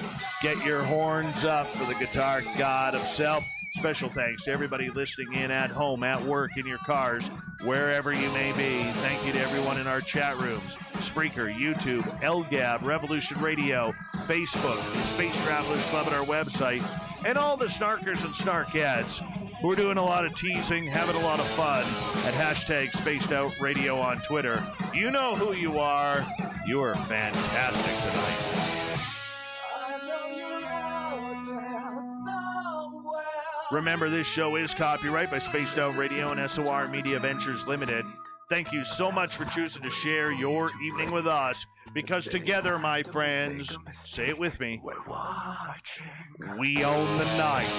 Mr. Bumblefoot, we need a favor. We need you to take us home.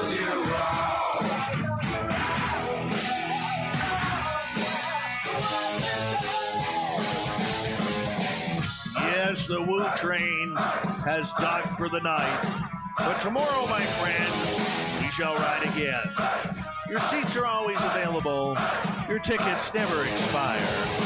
And if you want to bring a friend, yep, we've got room for them too. Good night.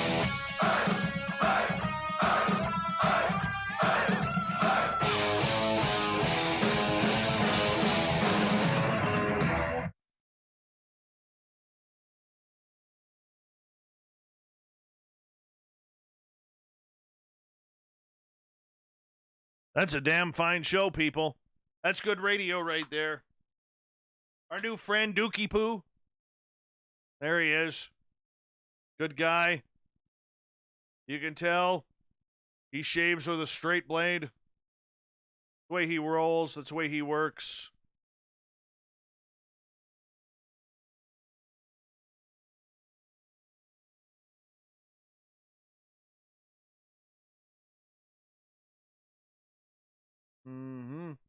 Good show, everyone. Solid radio show tonight.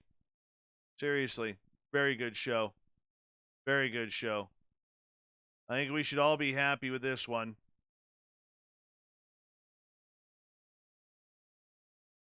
Nailed it. Just totally nailed it.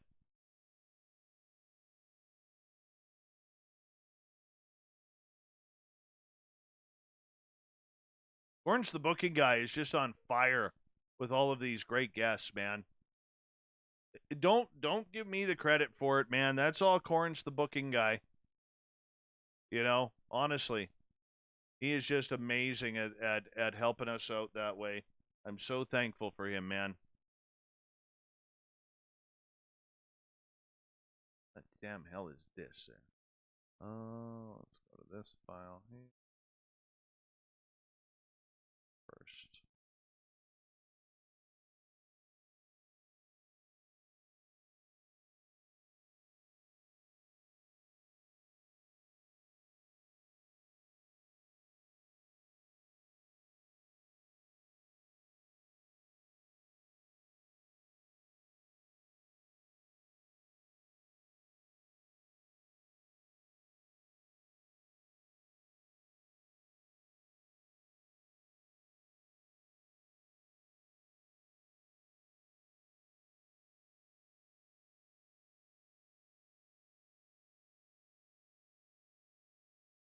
Over. Ready to download this. That was a good show there, Duke. Seriously. Good radio. Good radio. Thank you, Miss Dill. Pickle. Hey, Barada, how you doing? How's Singapore today? Mary Bond, how are you? Are you related to Cinnabon? Oh, that's horrible. Bad host. Bad host. That's terrible. Terrible.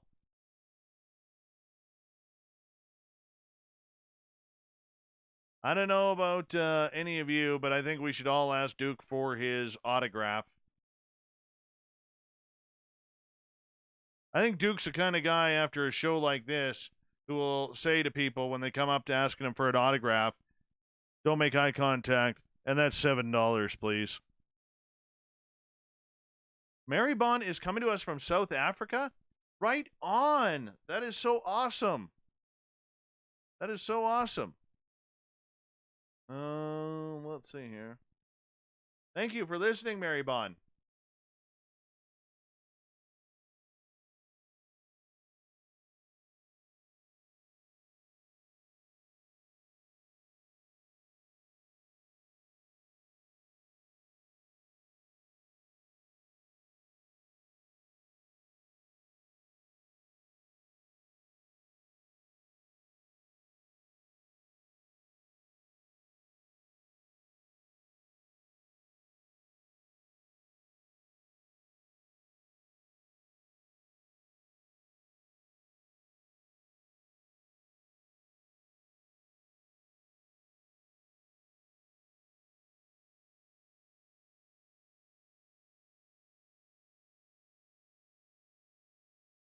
I'd like to go to South Africa.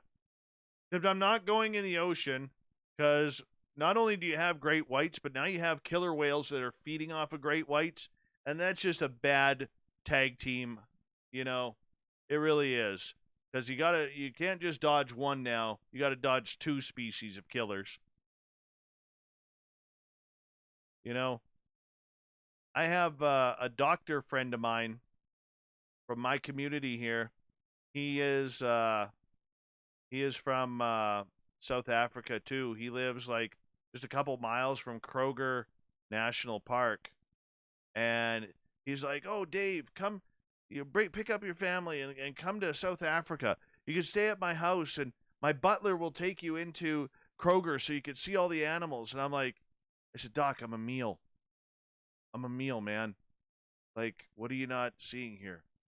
You know?" But no, seriously, I want to see them wild animals, man. Like, what it would be like to see a lion or a hippopotamus or a giraffe.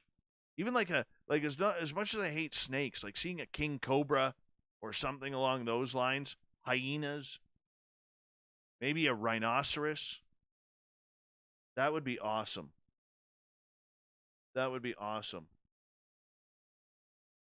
No, I would not go island to island riding the ferries, because that means you're in shark territory, and be damned if I'm going to put myself in that position where I could be fodder, because you know what?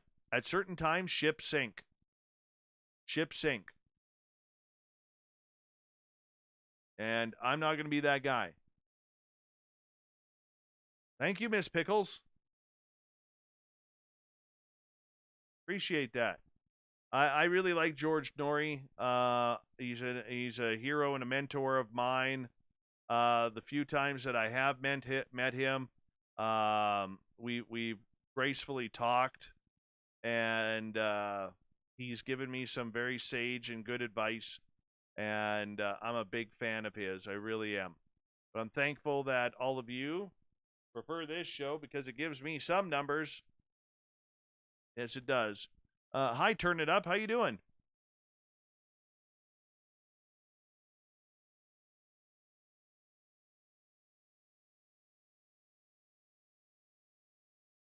Now, there will be no Rosie O'Donnell talk here because we only allow talk about funny people.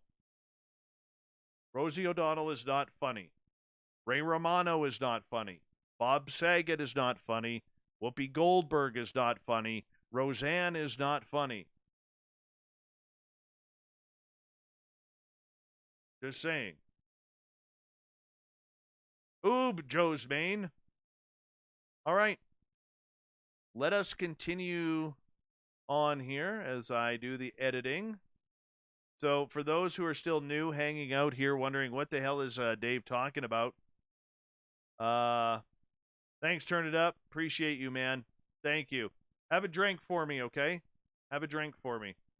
So what I'm doing right now for our new listeners who are hanging out, I'm actually taking the program that we have right now that we just did, and I am editing the show in an editing program.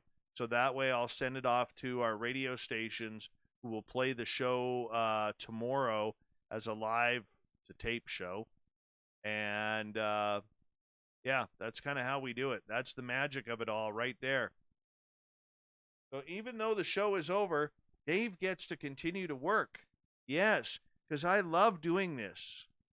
Jamie Foxx is funny. He is very funny. Okay? Who's the runt that hangs around with The Rock? He's not funny. Kevin Hart. Not funny. Not funny at all. He looks like he would be a lot of fun to hang out with, you know, and quick jokes, but he's not funny. He's not funny. Eddie Murphy's funny. Richard Pryor was funny.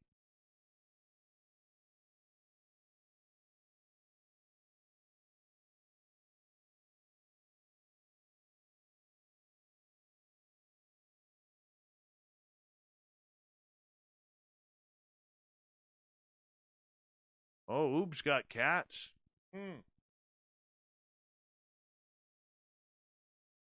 Okay. If you're Canadian, you know Brent Butt is not funny. That's like saying David Hasselhoff is talented. David Hasselhoff is not talented, except if you go back to his days in Knight Rider, because he was badass back then.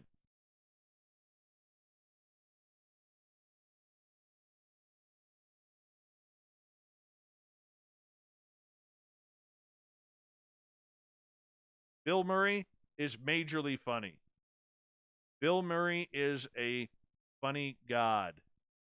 Yes, he is.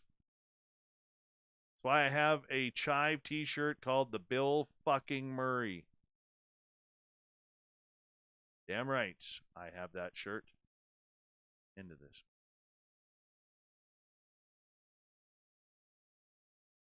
Nice cut, Dave. Oh, that was smooth.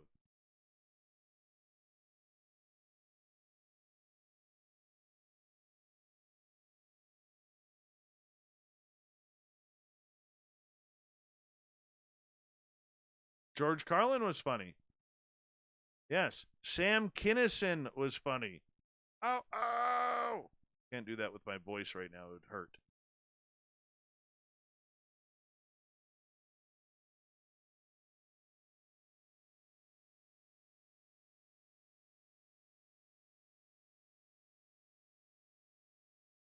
Like, Arsenio Hall was not funny. Jimmy Fallon, not funny. Johnny Carson, funny. Dom DeLuise back in the day, funny. His sons, not so funny.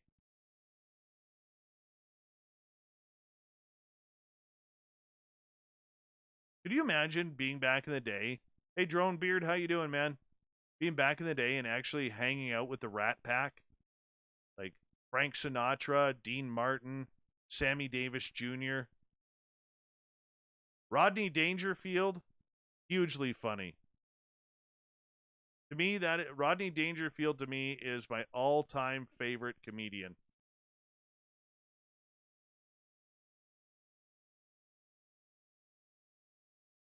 Martin Lawrence isn't bad.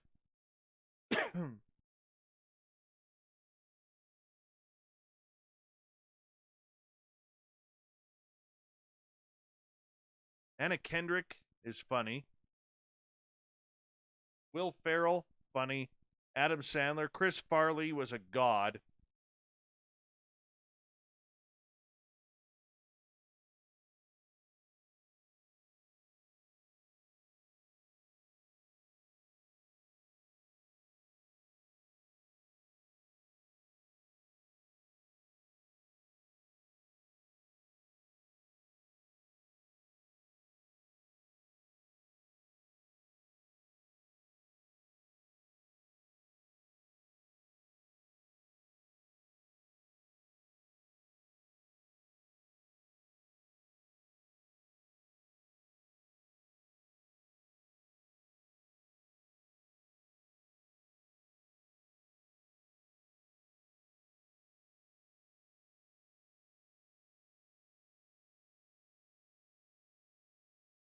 Conan O'Brien has glimpses. Like, what's her name? The daytime lady. Ellen. Not funny. Ellen's not funny. Red Fox was funny. Steve Martin, funny. Especially in Dirty Rotten Scoundrels.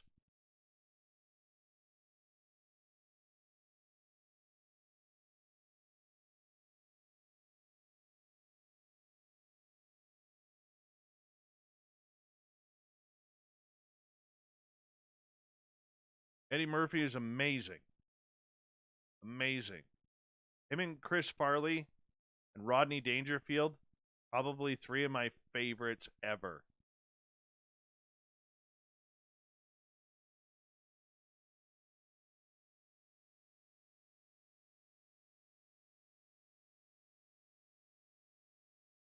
Celebrity Roast is really good. Very good, Clam. That's a good call.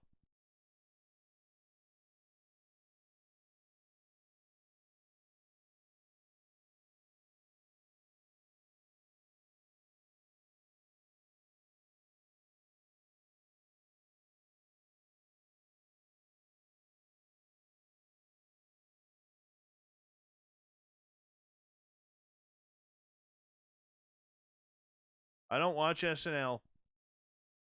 I don't. Usually, when SNL is on, I'm either in the studio, doing something, or I'm in bed sleeping because I'm tired.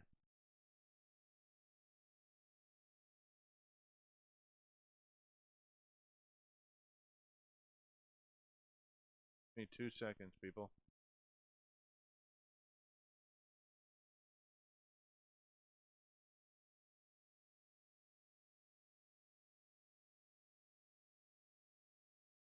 Okay, I'm just going to take a quick bathroom break. I'll be right back here.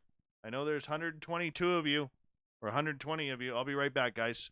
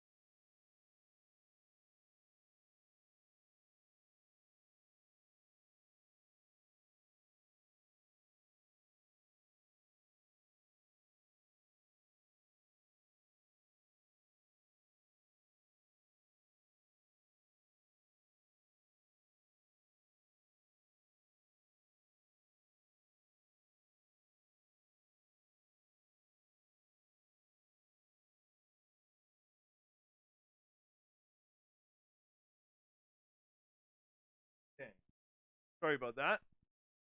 I ran my dogs outside too, and my one dog, he likes to go into slow motion. And yeah, 148 likes. That may be a new record.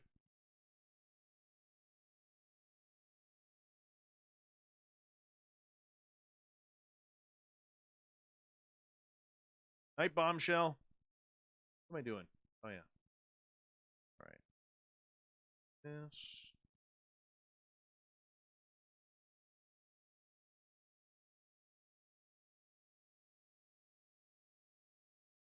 All right. Time to get that verification code ready, people, because we got to verify tonight. 6-digit verification code. See if you can guess it.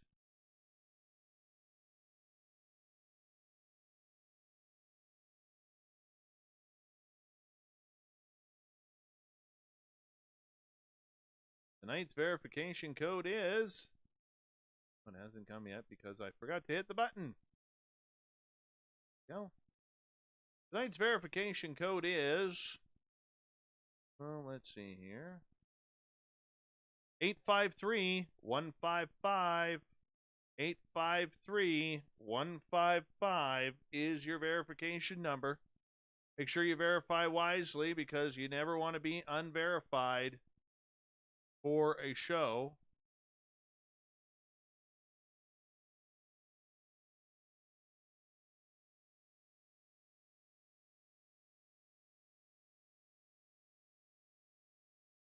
Let's see where we are statistically right.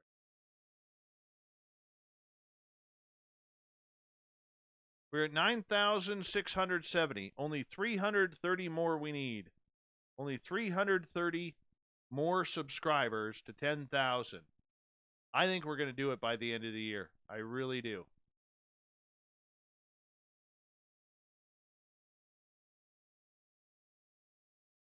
Oh, we had a bunch tonight.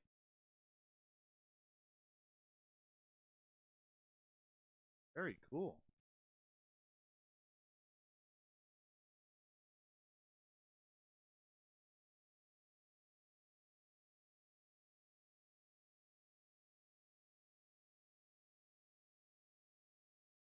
Very cool.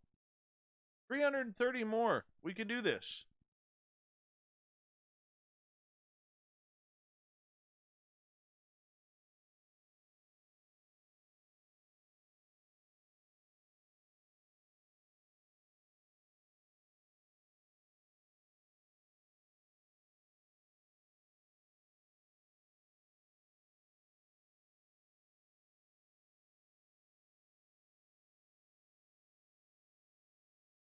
Hey, Rex, how you doing, man?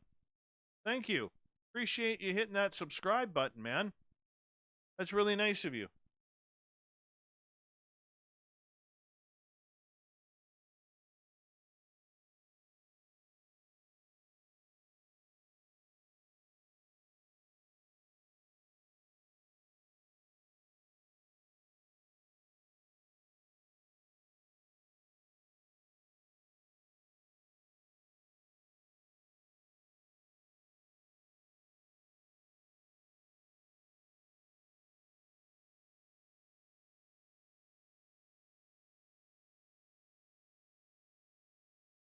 All right. Oh.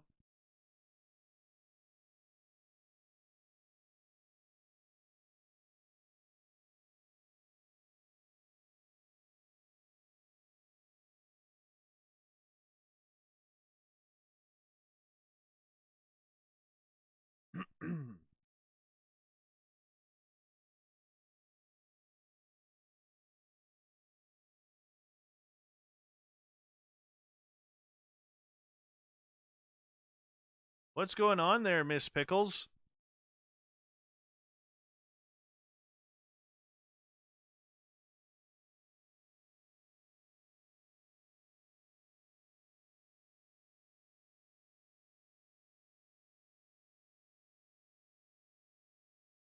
I would eat a Five Guys cheeseburger, triple cheeseburger right now. You don't have to tempt me with a Five Guys cheeseburger.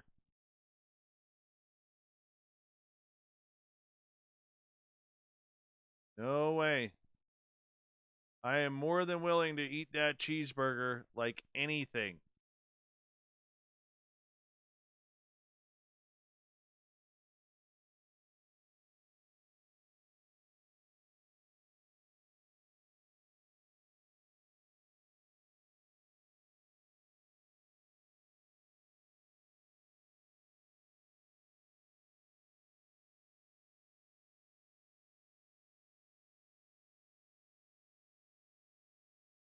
All right, that one's done. That was quick.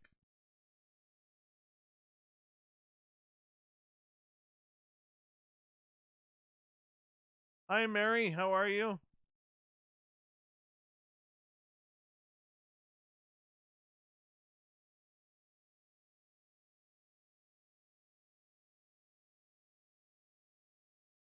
God, how does everything always get on a rush? I don't understand that. Not a Rush fan. Never have been. Hey, Potato, you're still around. Right on.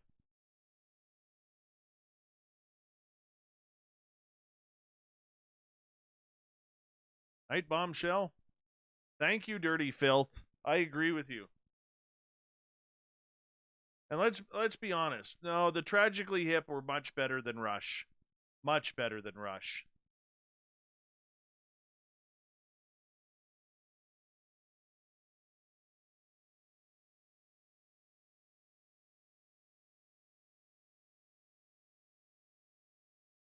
Who would I pick as the best Canadian artist?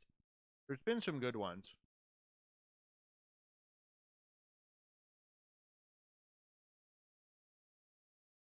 I think over the years, if I were to choose my favorite Canadian musician, artist, I'd probably go Gordon Lightfoot or Leonard Cohen. Love Leonard Cohen. God bless him. Gordon Lightfoot is still amazing. You got a little Sundown going? Oh, yeah. That's good stuff. Totally good stuff. Triumph was great back in the day.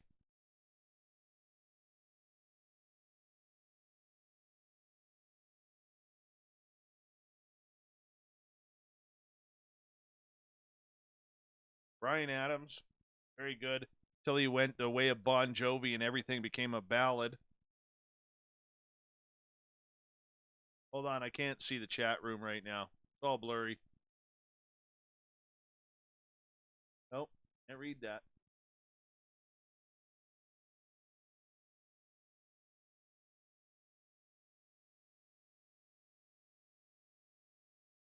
Oh, were Honeymoon Suite and Glass Tiger back in the day. I really liked them. Honeymoon Suite was totally underrated.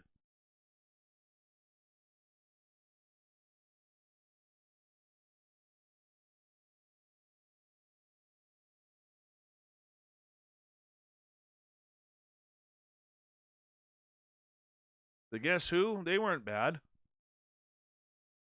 They had some good tunes. I know who Teresa's favorite Canadian is.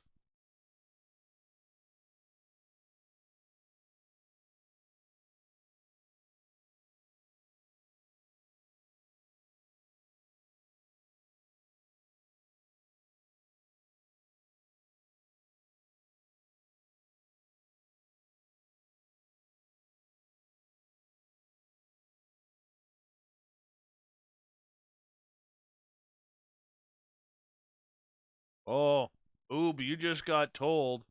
Just got told by gorgeous Teresa.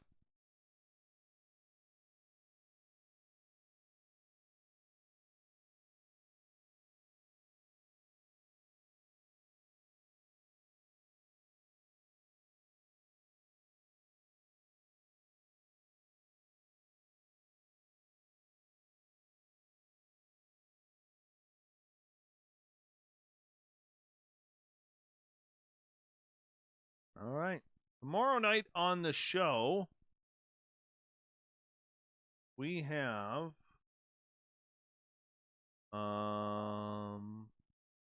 Jim Edward Lucier, We're talking tarot cards, paranormal, intuition, ghosts, maybe some cryptids and aliens.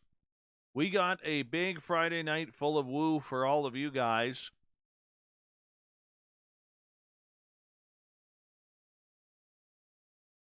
I'd like to see Guar.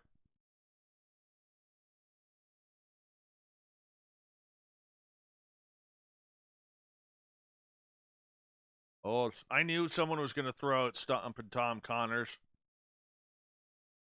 Shall we sing? Come on, before you leave, Bombshell. Come with me. Come on, Bombshell. Hello out there. We're on the air. It's hockey night tonight.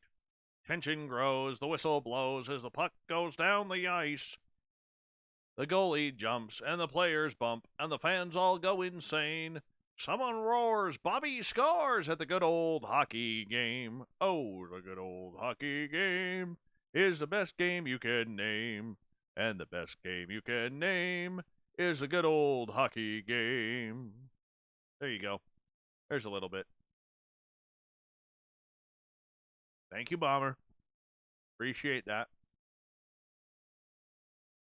I know Dirty Filth was given a few stomps and arm claps for that. Just Primus does suck, except for Winona's Big Brown Beaver. Sebastian Bach, fantastic singer, good Canadian kid.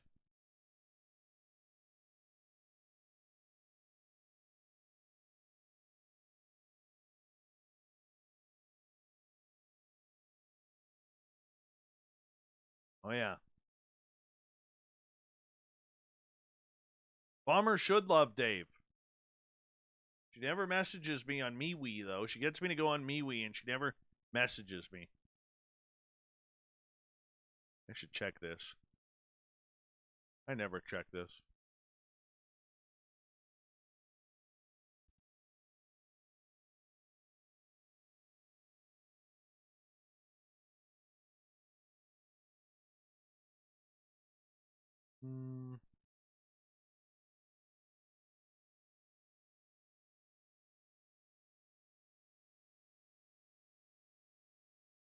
Oh, nothing happening there. Not my problem. You just can't ignore me like that, Bombshell.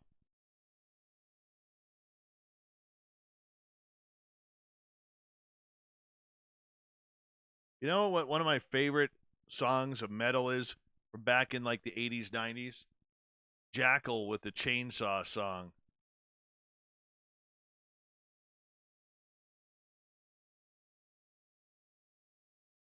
That was a good tune.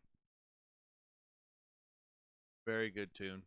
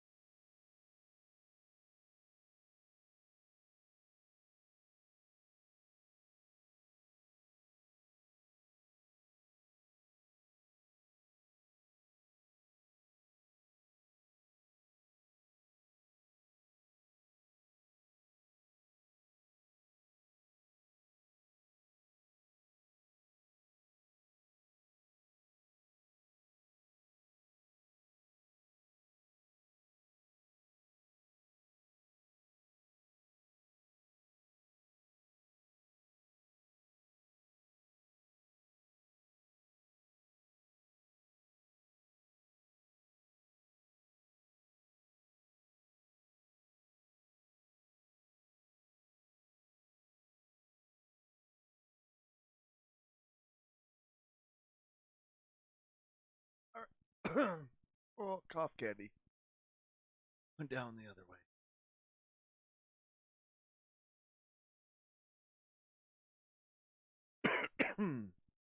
Wrong way. All right. On that note, I am going to shut this thing off for the night.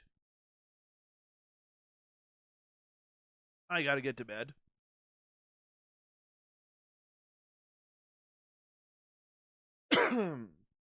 So, have a good night. We'll talk to you tomorrow. Jim Lucier, lots of woo tomorrow night. I expect a bunch of you newbies in there. And, yeah, I'm going to bed. Dave's officially tired. My voice is done.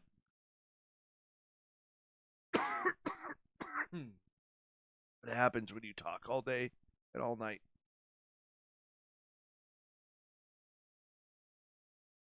So you guys have a good one. We'll see you tomorrow. Talk to you later. Bye. I hate that song, Teresa. I hate that song.